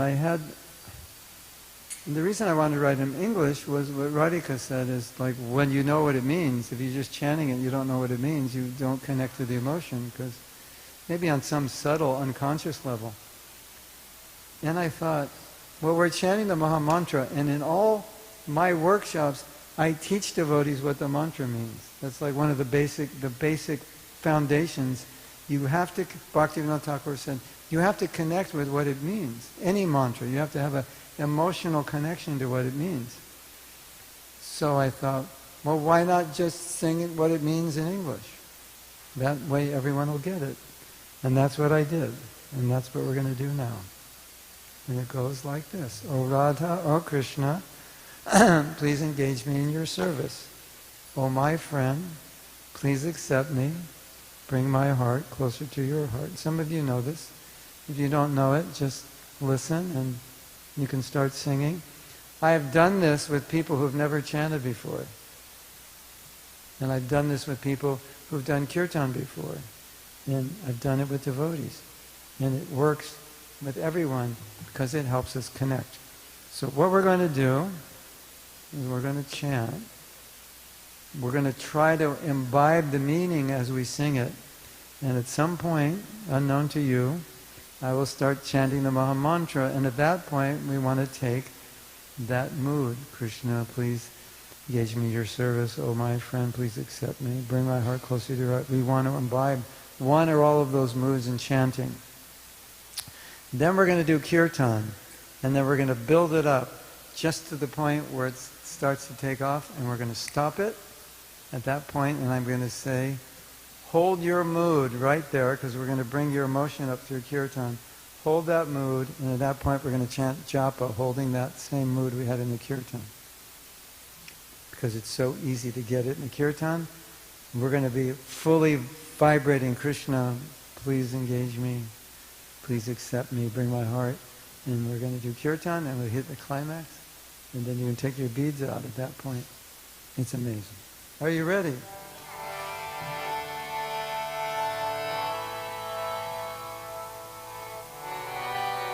O Radha, O Krishna, please engage me in your service. Oh, my friend, please accept me. Bring my heart closer to your heart. O Radha, O Krishna, please engage me in your service. Oh, my friend, please accept me. Bring my heart closer to your heart. Oh, Radha, oh, Krishna, please engage me in your service. Oh, my friend. Can you show her what to do?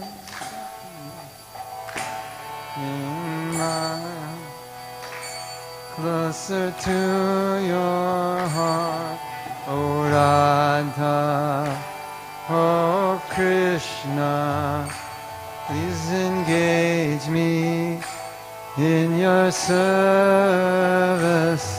Oh, my friend, please accept me. Bring my heart closer to your heart. O Radha, O Krishna, please engage everybody in your service. Oh, my friend, please accept me. Bring my heart closer to your heart. O Radha,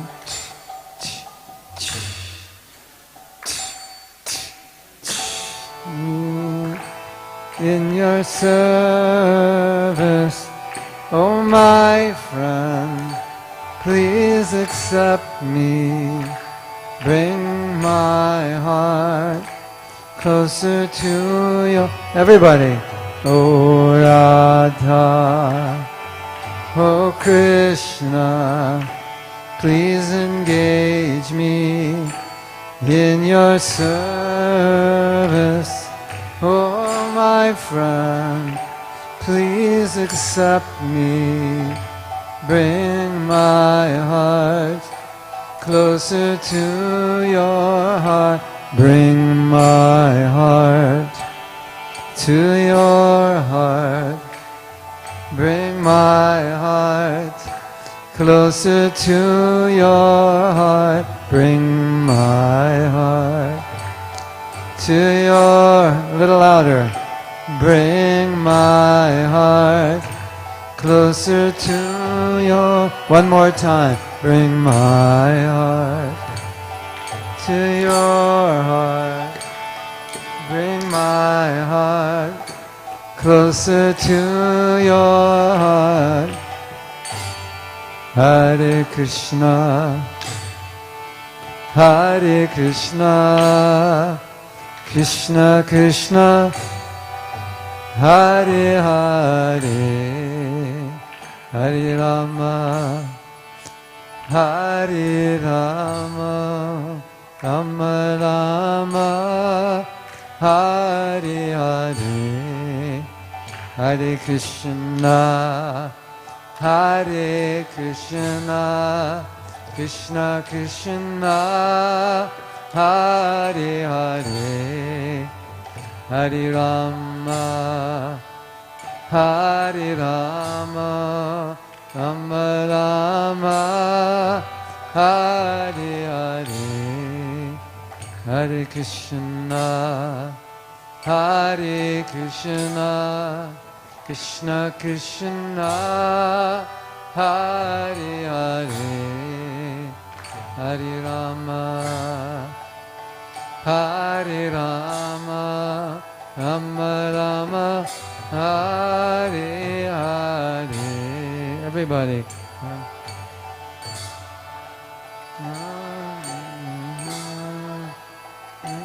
Krishna,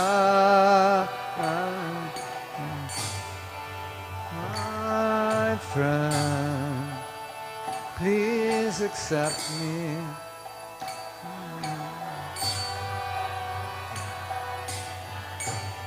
Hare Krishna, Hare Krishna, Krishna Krishna, Hare Hare, Hare Rama, Hare Rama, Rama Rama, Hare Hare, Hare. O Radha, O Krishna, please engage me in your service. O my friend, please accept me.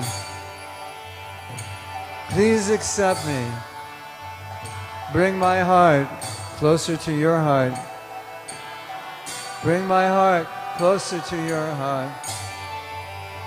Hare Krishna, Hare Krishna, Krishna Krishna, Hare Hare, Hare Rama, Hare Rama, Rama Rama, Hare Hare, Hare Krishna, Hare Krishna, Krishna Krishna, Hare Hare, Hare Rama, Hare. A little louder, please.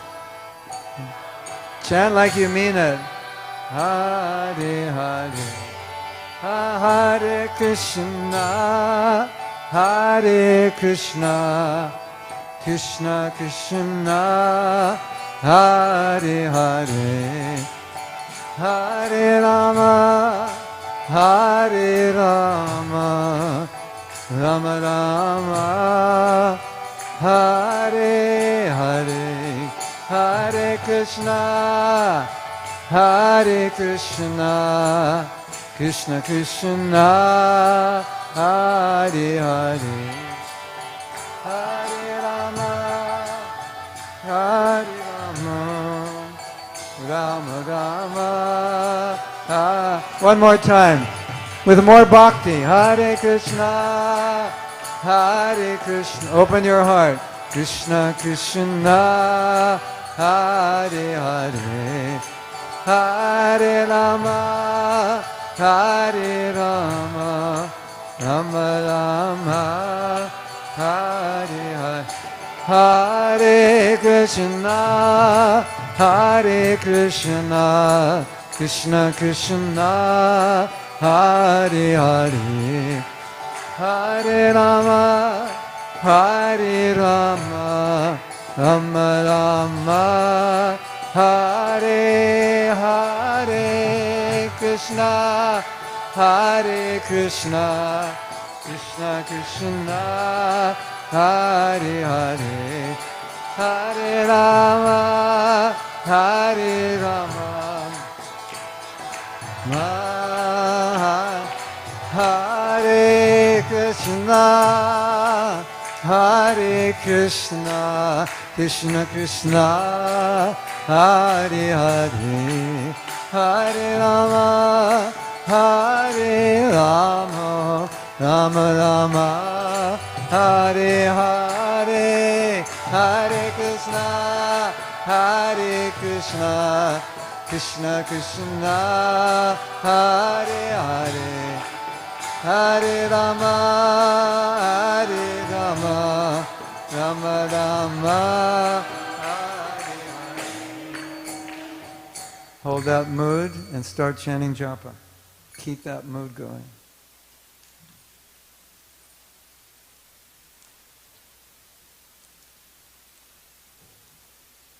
Hare Krishna, Hare Krishna, Krishna Hare Hare, Hare Ram, Ram Ram, Ram Ram, Hare Hare. Krishna Hare Krishna, Krishna Krishna Hare Hare, Hare Ram, Ram Ram, Hare Hare, Krishna Hare Krishna, Krishna Krishna Hare Ram, Ram Ram, Hare Hare, Hare Krishna Krishna Krishna Krishna Hare Hare, Ram Ram Ram, Hare Hare, Krishna Hare Krishna. Krishna Krishna Hare Hare, Hare Ram, Ram Ram, Hare Hare, Krishna Hare Krishna, Krishna Krishna Hare Hare,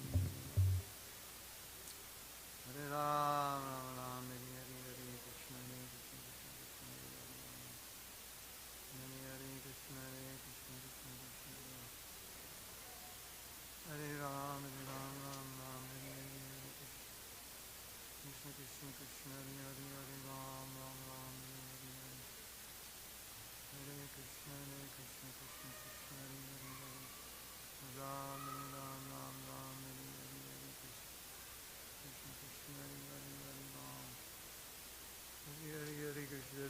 Krishna Krishna Hare Hare, Hare Ram Hare Hare, Krishna Krishna Krishna Hare Hare, Hare Ram, Ram Hare Hare, Krishna Krishna Krishna Hare Hare, Hare Ram, Ram Hare Hare, Krishna Krishna Hare Hare, Hare Ram, Ram Hare Hare, Krishna Krishna Krishna Krishna Hare Hare, Hare Ram, Hare Ram, Ram Hare Hare, Krishna Krishna Krishna Krishna Hare Hare, Hare Ram, Ram Hare Hare, Hare Krishna Krishna Krishna Hare Hare, Hare Ram, Hare Hare, Krishna Krishna Krishna Hare Hare, Hare Ram, Hare Hare, Krishna Krishna Krishna Hare Hare, Hare Ram, Ram Hare Hare, Krishna Krishna Krishna Hare Hare, Ram Hare Hare, Krishna Krishna Krishna Hare Hare, Hare Ram, Ram Hare Hare, Krishna Krishna Krishna Krishna Hare Hare, Hare Krishna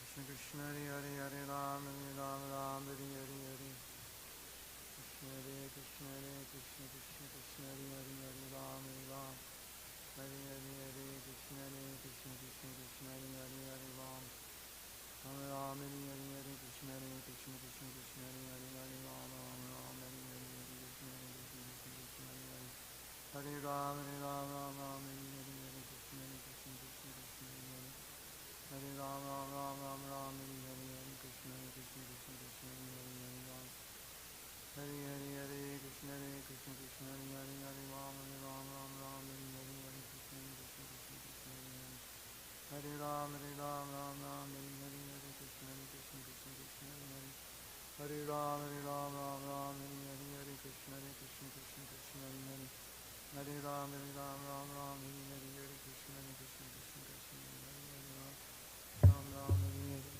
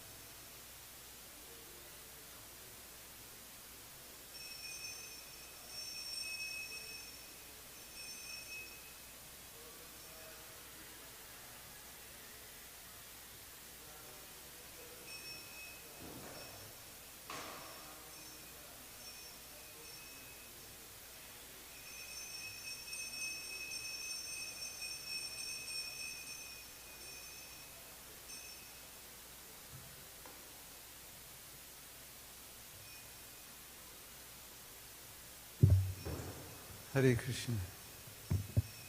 I don't want to stop you. I know you want to chant for another 3 hours, but one of my favorite activities is to stop devotees from chanting japa when they don't want to stop. Then you're like, give me more, I want more, give me more. That's my goal, is to have you hanker.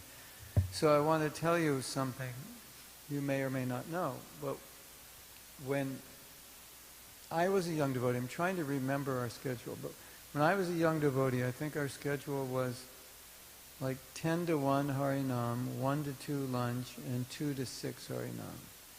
So that's 7 hours. And then 2 or 3 days a week, we went out another hour or two. So it's like 7. And Saturday, we didn't come back for lunch. So Saturday was, I think, 10 to like 9 or something. So it's a lot. Anyway, it doesn't matter, 6, 7, 8 hours. And in one temple we went out for a while, we went out till 1 a.m. So you add 6 hours and then you add from like 8 to 1 a.m., so another 5. So some days we did 11 hours. And I was just remembering when I was chanting here, when we were going on Harinam that long every day, when we chanted japa, it was just like this. Our hearts were always open because we were chanting all day. So, you can imagine 6, 7, 8 hours of kirtan all day. So when you chant japa, you just kind of just chant it like you do kirtan. You just open. Hare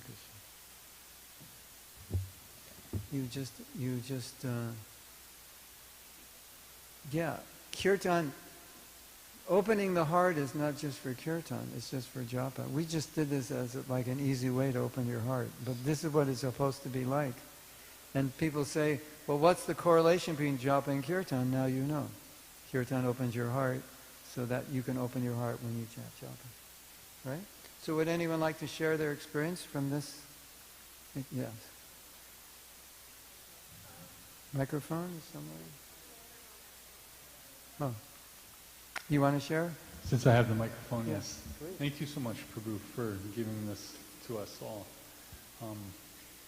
I really like the addition of, please bring my heart closer to your heart, to the meaning of the Maha Mantra, because it really feels personal. It really helps the heart connect. And I really appreciate that. So thank you so much. Yeah, I want to find out. Hold on. I want to see who wrote that.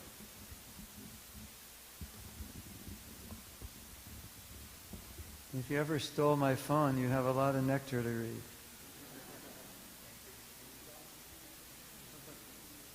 Well, I think it's all transferable. This is Bhaktivinoda Thakur. I'll just read, because you mentioned this. I want to read these. This is the explanation of the Maha Mantra by Bhaktivinoda Thakur. And Bhaktivinoda Thakur is the one who said you should meditate on these explanations when you chant. But when you start to meditate on them, you realize they're not explanations. They're not just theological explanations. They're emotions. And these are, I'm sure, coming from his heart, his emotion. O Hari, having captured my mind, please free me from material bondage. O Krishna, and he's going through each word of the Maha Mantra. Hare Krishna, Hare Krishna. O Krishna, please attract my mind by pulling it to you. So similar thing. We can send these to you. O Hari, Radha, please capture my mind by your unsurpassed sweetness. O Krishna, please purify my mind with knowledge about devotional service given to me by your own devotee. So in other words, purify my mind to understand pure bhakti. O Krishna, please make me able to relish your transcendental name, form, qualities, pastimes, etc. Like sometimes we chant and say, Krishna, give me an attraction for chanting. Give me a taste. O Krishna, please make me able to relish your O Hari, Radha, please make me fit to serve you. O Radha, please make me able to relish your transcendental name, form, and qualities. O Radha, please direct me to do some particular service to you. Now it's getting esoteric, but you can adjust it to your own realization. Radha, please. Please give me service. May I be of service. O Rama, let me hear about your most cherished pastimes in the company of your dearest devotee. O Radha, please reveal to me your most cherished pastimes with your beloved Krishna. O Rama, please reveal to me your most cherished pastimes with your beloved Radha. So, yeah. O Rama, please engage me in remembering your transcendental name and qualities. Make me fit to serve you while remembering your transcendental name. Radha, having accepted me as one of your own servitors, please enjoy me as you please. Well, he's a Manjari, so he's coming from that platform. And the last one, please enjoy with me in your transcendental way. This is my humble request. In other words, let me be a source of your enjoyment. But this is what he's meditating on when he's chanting. So it gives us an idea that, and this is just one Vaishnavas, the other Vaishnavas have theirs, but it just gives you an idea of the ocean of what can go on while you're chanting. Like whatever is in your heart that you're needing help with, oh Krishna, please. What, please, blank. We're going to do an exercise like that soon if we have time. Okay, you? Okay. Hare Krishna, Prabhu. Just wanted to share that it felt like my emotions have got some words when Yes. these two things like engage me in your service and my heart be closer to your heart. In other ways, like I think we are, of course, it's Krishna's mercy that we are attracted to bhakti or japa, but at the same time, there's another mercy, which is a blessing in disguise. I think it's the sufferings of life, the materialistic situations, which sort of make us feel alone, helpless, and then we go to bhakti, right? So that's a blessing in disguise. So when I've been trying to chant and connect to Krishna, my prayers would keep refining in my head, like I want X, Y, Z for my family or my things, but then I'll just rephrase it in my head that no, I want whatever you want, Krishna. Yes. But these two things that you said, they summarize all the prayers. So thank you so much. Beautiful. Thank you. And I want to say one thing. It's so natural when we're connecting with Krishna or God. It's so natural to pray for material things because we need material things, right? Maybe we have health issues, or maybe we have financial issues, or maybe we have some issue. So it's like, well, I'm chanting Hare Krishna and Krishna's there. It's like, well, he's the natural person to ask because he could solve it all. But the Hare Krishna Mahamantra was not given by Lord Chaitanya for that purpose. The Mahamantra was given to help us develop love, not as a mantra to increase or improve our material life or and so forth. We have faith that Krishna will do that. We don't really have to ask. I mean, in extreme danger, we may ask. But sometimes we ask reluctantly. Krishna, I don't want to ask, but I don't know who else to ask. And this is, especially if you're responsible for other people. But in general, it's considered an offense to use the Mahamantra to gain something material. It's like you're engaging Krishna for something material. Prabhupada writes and makes an interesting point in a purport that in the story of Gajendra, you remember Gajendra, he was fighting a crocodile and he couldn't win the fight, and in exasperation he prayed to Krishna, please help me. But that came later. And Prabhupada said he had no one else to go to and his life was at stake. And so Prabhupada said, generally a devotee, he has faith, like Prahlad Maharaj. Prahlad Maharaj did not ask for help. Prahlad Maharaj knew help was there. Like he didn't have to ask, he had faith. But Gajendra asked, and Prabhupada said, sometimes the householders will pray to God for help with their maintaining their household life because they have responsibility for other people. So it's their obligation. Krishna, please help me, you know. I just lost my job and I have to feed my family. Like that. Yes?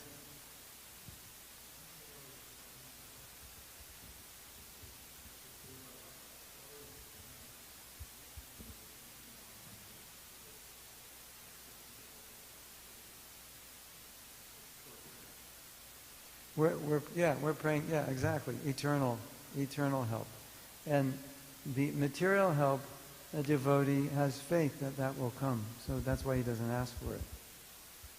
You know, it's like Prabhupada gives the example, a child's asking the father, you're going to feed us tonight. He feeds him every night.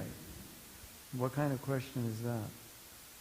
So, that's why a devotee doesn't ask for anything material. Number two, he's satisfied with whatever, according to my karma, I should get, I get. I'm satisfied. And Krishna, you can give, you take away, whatever it is. And sometimes, you know, there's this fear, what if Krishna takes away? Well, what if he gives you too much? He could do that also. You know, as easily, I have too much. I got everywhere I go, people give me things. I have way too much. Krishna gives me too much. So there's this fear he's going to take away. But also sometimes he gives. And Vishwanath Chakravarti Thakur says, God likes to give you when you don't want it. Like, I will just serve you, I don't want anything. He says, oh, go, take, I want to give you. Because he wants to serve his devotees. And how do you give Krishna an opportunity to serve you? By not wanting anything. And he goes, okay, now if I give you everything, it's not going to have a bad effect on you. So I can give it to you, because you don't want it. That's when he gives it. I mean, look at Prabhupada, how much he had. Prabhupada, you know, when he would play with, and he would get interviewed by newspapers, he would play with them. Said, Swamiji, I heard this is a very rich movement. And he goes, yes. We have 100 centers with 10 cars in every center. You know, he'd play with them. Yeah, we are fabulous. Yes, we are fabulously rich. 100 centers, 10 cars in every. Because he's trying to make the point that we are renunciates. We don't want any of it, but we use it all for Krishna, and Krishna gives it to us. How is it that Krishna gives it? Oh, I just chant this mantra and everything comes. Like, wow, that's amazing, right? Like we have the example of Madhava. You know Madhava. Madhava does kirtan. That's all he does. And he doesn't have to do anything else. And Krishna takes care of him. That means he has faith, right? That means he has faith. I will just chant the holy name. And then whatever Krishna sends, he lives on it. Maybe it's not enough. Maybe if he was working, he'd make more. But okay, I chant Hare Krishna, and like magic happens. And that's how the movement started. Prabhupada just chanted Hare Krishna, and magic happened, right? Wasn't it? Yes. So, okay. What if Krishna loves me and his love is unconditional, then why? And so he's anyway protecting me, anyway taking care of me. Then why do I need to pray that please accept me? That was the translation. Yeah, you don't have to. But it's a sentiment. So you have two things. You have a philosophy, a tattva, which is Krishna loves and accepts us. And you have an emotion that I turn my back on Krishna and I want to come back in the relationship, so will you accept me? Please accept me. So it's sometimes we get confused because some things are emotions and some things are truths, and they're like opposites. So it's a truth that Krishna loves us. But a devotee feels deep in his heart, in his remorse and humility, that, oh, I have turned my back on Krishna. And I don't deserve the relationship. So even though I know he'll accept me, I come back, you know. Have you ever done that with someone? Like you've heard them, you know they're going to forgive you, but you still ask for it. Please forgive me. I want you to know, Krishna. I want you to know that I want this relationship, and I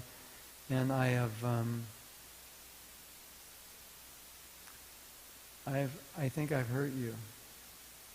Want to hear something amazing? This is so heavy.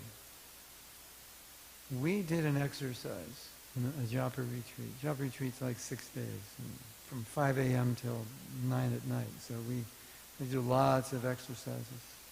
And one exercise was, you meditate on Krishna in your heart, and you visualize Krishna in your heart in your favorite form, whatever that form is. And then you visualize Krishna has just sat in front of you, and now you're going to chant japa to that Krishna who's sitting in front of you. Of course, your eyes are closed, and you're just imagining he's sitting there. And so many devotees said, I couldn't look at that form because I had turned my back on Krishna, and I was feeling so guilty that this person, this loving person who I turned my back on, is in front of me and I'm looking at him. It's like if I stole your wife, and now I can't, and now you're like, oh my God, he came, I can't look at you. I feel so embarrassed. So it's that feeling, I think it's a natural feeling. Krishna, I was competing with you instead of serving you for so many lives. And so we're visualizing this picture of Krishna sitting in front of us, and we're feeling guilty. And that's when you say, Krishna, please accept me. But I have good news. I only felt guilty once. The second time I did that exercise, it was all gone. I'm okay.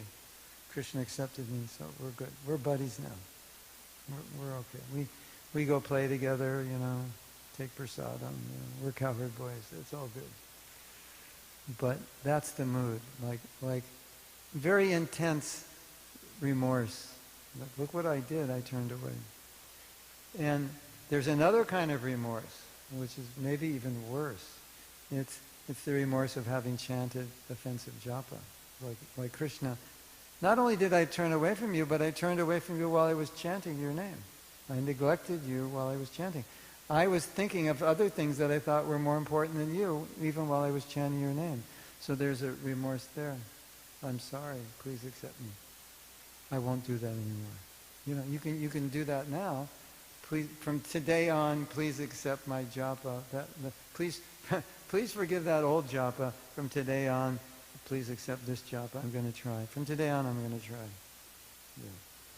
And Bhaktivinoda Thakur says that we should do that. So remorse is powerful.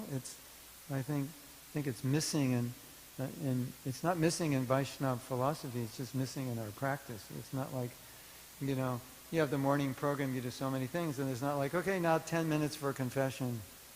I confess I chanted really bad rounds, or, I stayed up too late last night criticizing somebody, We don't do that, but we should.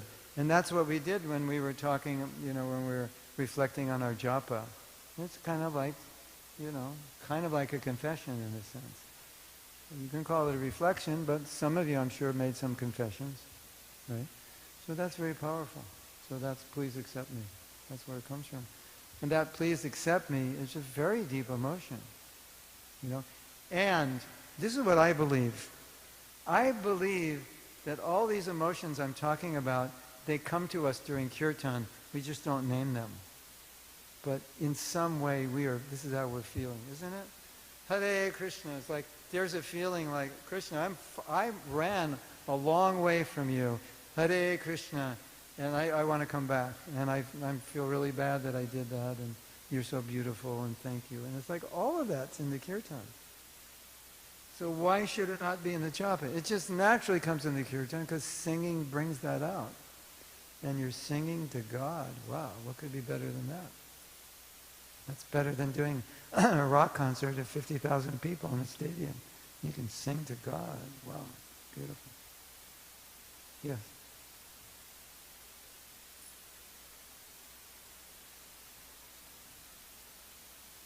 Remorse. Sometimes, when we're feeling so much guilt that it's almost hard to think about Krishna in a positive way of I feel so bad that I don't chant good japa, and then your mind, my mind gets very distracted, and then it's thinking about dinner and lunch, and somebody mentioned that just talk to Krishna about that, but then it feels like if I hurt somebody, why would I go and try to express love to them or have a more because the solution to your problem is to stop doing what causes you to feel guilty. So then your guilt it's medicinal, it's remedial. It's good. You should have guilt. If you do something wrong, you should feel guilty. But you should stop doing it. Because the problem is if you don't stop, that's when the guilt starts to become toxic. Because I'm saying, Krishna, I'm sorry, and then I do it again. That's like a toxic relationship, a classic toxic relationship between couples. I'm sorry, I'll never do it again, and then you do it again, and again, and again. So, the solution for guilt is to stop doing what's causing you to feel guilty and say, Krishna, I don't want to do this. Please help me. I feel bad about it. And then the other problem is that guilt might mix with a nature, like you might have a nature just to have a guilty conscience. So then it's like it magnifies. Like the guilt, which could be really good spiritually, could enter that material realm. Well, I always feel guilty about everything. So then that makes me feel bad, like all my guilt makes me feel bad. When that guilt for Krishna is actually purifying and different. But we have to keep it in its own world and not allow that to affect us materially, as maybe other things that I feel guilty about happen. But then also, you could work on, like, why do I feel guilty? Why do I always feel guilty? Like work that through. Maybe that feels like something's wrong with me. I just bother everybody. My existence is just a pain for everybody, and everything I do is bad. You feel like that. You have to work through that, which is not true, of course, but we might think that way for some reason, right? And then if we think that way, then we're going to transpose that onto Krishna. And so he must feel that way about me because everyone else does. So we don't, that's really dangerous because he doesn't feel that way about you. And I don't think anyone feels that way about you, but if you thought they did, then you would tend to think that Krishna must also. And then as we're talking, you say, well, that's offensive to Krishna to project on him a negative feeling about you that he doesn't have. That's not good, is it? Yeah. So a lot of this I don't believe God loves me stuff has nothing to do with Krishna and everything to do with our experience in this world. Our experience with religion or parents or whatever, authority figures or whatever. Yes. Yes.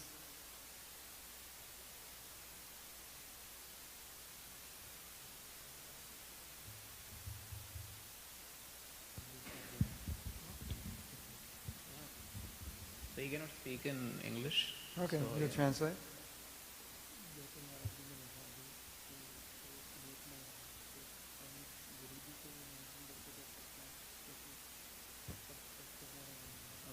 So he's just asking that how you asked or how we are praying, make his heart closer to us. Can we do the same to our Guru, like when we are praying? Yeah. But generally, when you're chanting, it's directed to Krishna. So it's good to pray. Krishna, please help me make my heart closer to my Guru. But your chanting is directed to Krishna. One time, the devotee was chanting to Prabhupada's murti, which I always do, or Prabhupada's picture, and he said, why are you chanting to my picture? You're chanting Hare Krishna. So that's something to think about. Like it's, there's so many good prayers, but this is the Mahamantra, this is Krishna we're supposed to give attention to. So, or I'm thinking of service I have to do for Krishna. So what's wrong with that? I'm thinking of service. Well, it's like I'm talking to you, you're talking to me, and I'm thinking of the service I have to do, so I'm avoiding you. I'm not concentrating on you. So this is Mahamantra, Krishna, bring my heart closer to yours. Please accept me, engage me. That's what we're meditating on, and so many other things. So Krishna, please help me be a better disciple. That's good. That's okay. Please help me. Please help. I always pray, not always, but a lot. I pray, Krishna, please help me serve Prabhupada better. Empower me. Yes.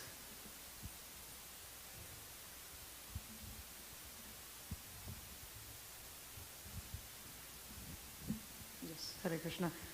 Again, absolutely amazing workshop just at the beginning. Just to kind of touch on Radhika Mangala point about feeling guilty. I know in one of your other workshops and some of your other books I've read, you actually talk about the workshop of self-love, which is monumental and actually so crucial in Krishna consciousness, because you lose this sight of feeling unworthy. Not that you're not good enough, but I'm at this level and I need to improve. Yes. So my question is, how can one set up themselves for success? And I know coming from... Set up themselves for success? Yes, I know coming from more of like an athletic mindset previously, was perfect practice makes perfect performance. So everything's about perfect. Well, yes, if you shoot a soccer ball, you know, with the wrong foot or anything, you know, you could twist an ankle, or you could simply, you know, if you create those habits, you know, in the game situation when it is crucial, that's where you will actually stay the same. So if you want to, my question is, how can you set yourself up for success to perform very good job? You have to read the...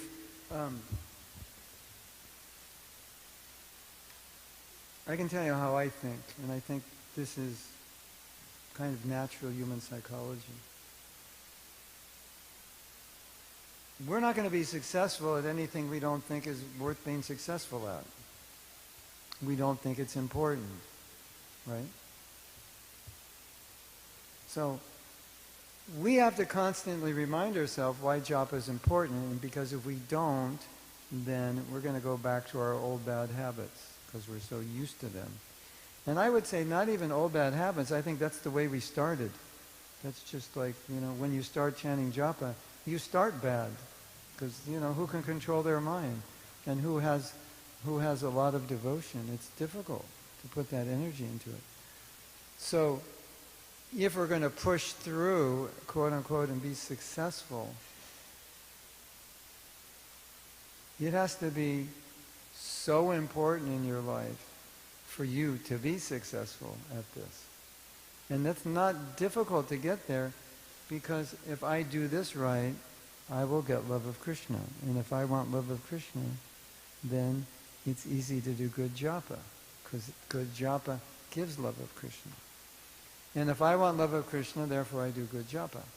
And therefore, japa becomes the most important activity of my day, because this is the most powerful way to get love of Krishna. And that's what I want. And if I don't do this well, I don't get love of Krishna, I come back again, take birth, do it all over again, because I didn't learn my lesson in this life. I have to take another material body. Why bother? Do you know how many times Prabhupada said, go back to Godhead in this lifetime? Like, that was like a theme song for him. You can do it in this lifetime. So, you know, if you look at anyone who's doing well in Krishna consciousness, I could guarantee you that Krishna consciousness is by far the most important thing in their life 100 times over. Not necessarily that they're better devotees or more spiritually advanced, although that desire may come from being more advanced, but somehow or other, they've cultivated the desire and they've maintained it.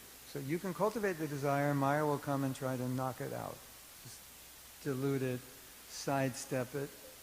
That's her job. So we always have to cultivate it and keep cultivating and keep reminding ourselves and keep it in the center and keep pushing. Because life happens. And if Maya's doing her job, she's going to try to mess up your japa. So here's one of my famous Mahatma isms. Maya is after your japa. Turn to the devotee next to you and tell them, Maya is after your japa.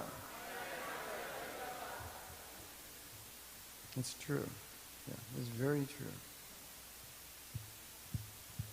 Because if Maya is going to keep you in the material world, she can't if you chant good japa. So she's going to attack it. That's your atomic bomb against Maya. So she's going to blow up your arsenal of nuclear weapons. That's where she goes. And we all know that because we all have experience of that. Have you ever like one day got up and said, today I'm going to chant amazing rounds, and they're like the worst rounds of your life? Be careful when you make a determination. So it's like we always have to have that focus, because Maya's always trying to dissipate that focus. She's always trying to make it second, third, fourth on your list, fifth, sixth, put it off later. It's not that important. You're a loser anyway. That Japa workshop was good, but you're still a loser. You got ADHD. You can't focus. Why try? Why bother? Another lifetime. You should put all those thoughts in your mind. That's her job. And someone who wants to be Krishna conscious doesn't listen to any of that. It's like, no way. This is what I'm doing. I don't care how hard it is. I don't care how many times I slip. This is what I'm doing. Because I want Krishna. And therefore I'll do what I have to do. And if I do not do that, I will do that for something else. That same energy and determination I will apply to something else. And I don't want to do that. I want to apply most of my energy first and foremost to this, and then to other things. And that's how you do it. And if you study Prabhupada's teachings, it's very interesting, because he really teaches us to be pinpointed. Like, watch out for the right side, watch out for the left side, crocodiles here, alligators here, snakes over here, lions over here, just keep walking straight. That's what he teaches all the time. And it almost sounds like we're like little kids and we can't really take care of ourselves. But Prabhupada knows how strong Maya is. So it's like, be careful. Be careful. Take shelter of the holy name. This is your only... Bhaktivinoda Thakur said the holy name is our only shelter. In this world, this is the main thing that will protect us. And did you know that all the other paths of bhakti are there to support your chanting? It's your pure chanting that you need to chant purely. So you're hearing, now we're hearing. We spend so much time hearing, not chanting. Why? Because this supports our ability to chant well. But the goal is what? The goal of this class is to chant well. We're understanding so many things so we can chant well. The goal of Sangha is to chant well. The goal of deity worship is to chant well. The goal of taking prasadam is to chant well. The goal of studying Bhagavatam is everything is there to purify us, because this is how you get love of Krishna.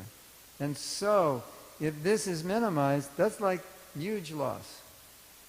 This is the one thing that we have to perfect. And if we give up, that's... You want to say something? What's Maya? Maya is everything that takes you away from Krishna. Maya is like darkness, and Krishna is like light. And whatever gets in the way between you and Krishna, that's Maya. Yes.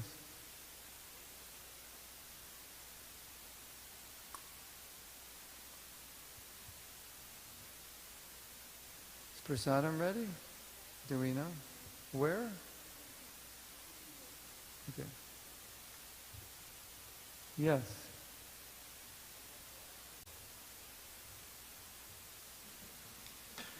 Yeah. Wanted to ask about, is Maya a test for people who are starting? Or is it like, is it something that goes on around and you get caught in it? I had a godbrother of mine who used to say, after you've been devotee for 7 years, Maya turns up the heat. So it's not just the test for new people. And she never stops testing until you have love of Krishna. Because Maya's goal is to try to divert you so you become stronger. And she actually wants you to be Krishna conscious. So when you achieve love of Krishna, she's like, very good, I did my job. Because you want to train as a fighter, you need people who are really strong to fight with, otherwise you won't get strong. So she's like your trainer. So she makes things difficult so you push harder. And that's how you become Krishna conscious. But also her intensity on you depends on you, because you may actually want Maya. And so and she comes. If Maya comes very strongly in your life, it's because you called for it. But if you want to be Krishna conscious, she'll come a little bit, but she's very happy to just like let you chant. She's like, oh, he's chanting japa, let's leave him alone. She'll be happy to leave you alone. Oh, he wants to do service. Okay, let's leave him alone. But if you're like, hey Maya, I missed you. She says, okay, I'm coming over. Maya, I miss you, where you been? I'm feeling your separation. Please take me back. Let's enjoy again. Yeah, she's like, she's right there knocking on your door. But if she comes uninvited, it's only to help you. It's only to like sometimes what happens when you do bhakti, when you're doing really well, at some point you think, oh, I'm invincible. I have no problems. I'm following sadhana really well. Everything's good. The Maya says, okay. Or Krishna tells Maya, say, show up to him in some irresistible way. And then something shows up and he falls for it, and then he realizes, oh, I'm not as spiritually advanced as I thought. I have to work harder. Right? I think that happened with Narada Muni. A couple of stories with Narada Muni that happened. He ended up in falling into material life. Well, it was actually a dream in his mind, but anyway, Krishna showed him how strong Maya is. Yes. Is it desire that causes that, or like Desire, yeah. Material desire.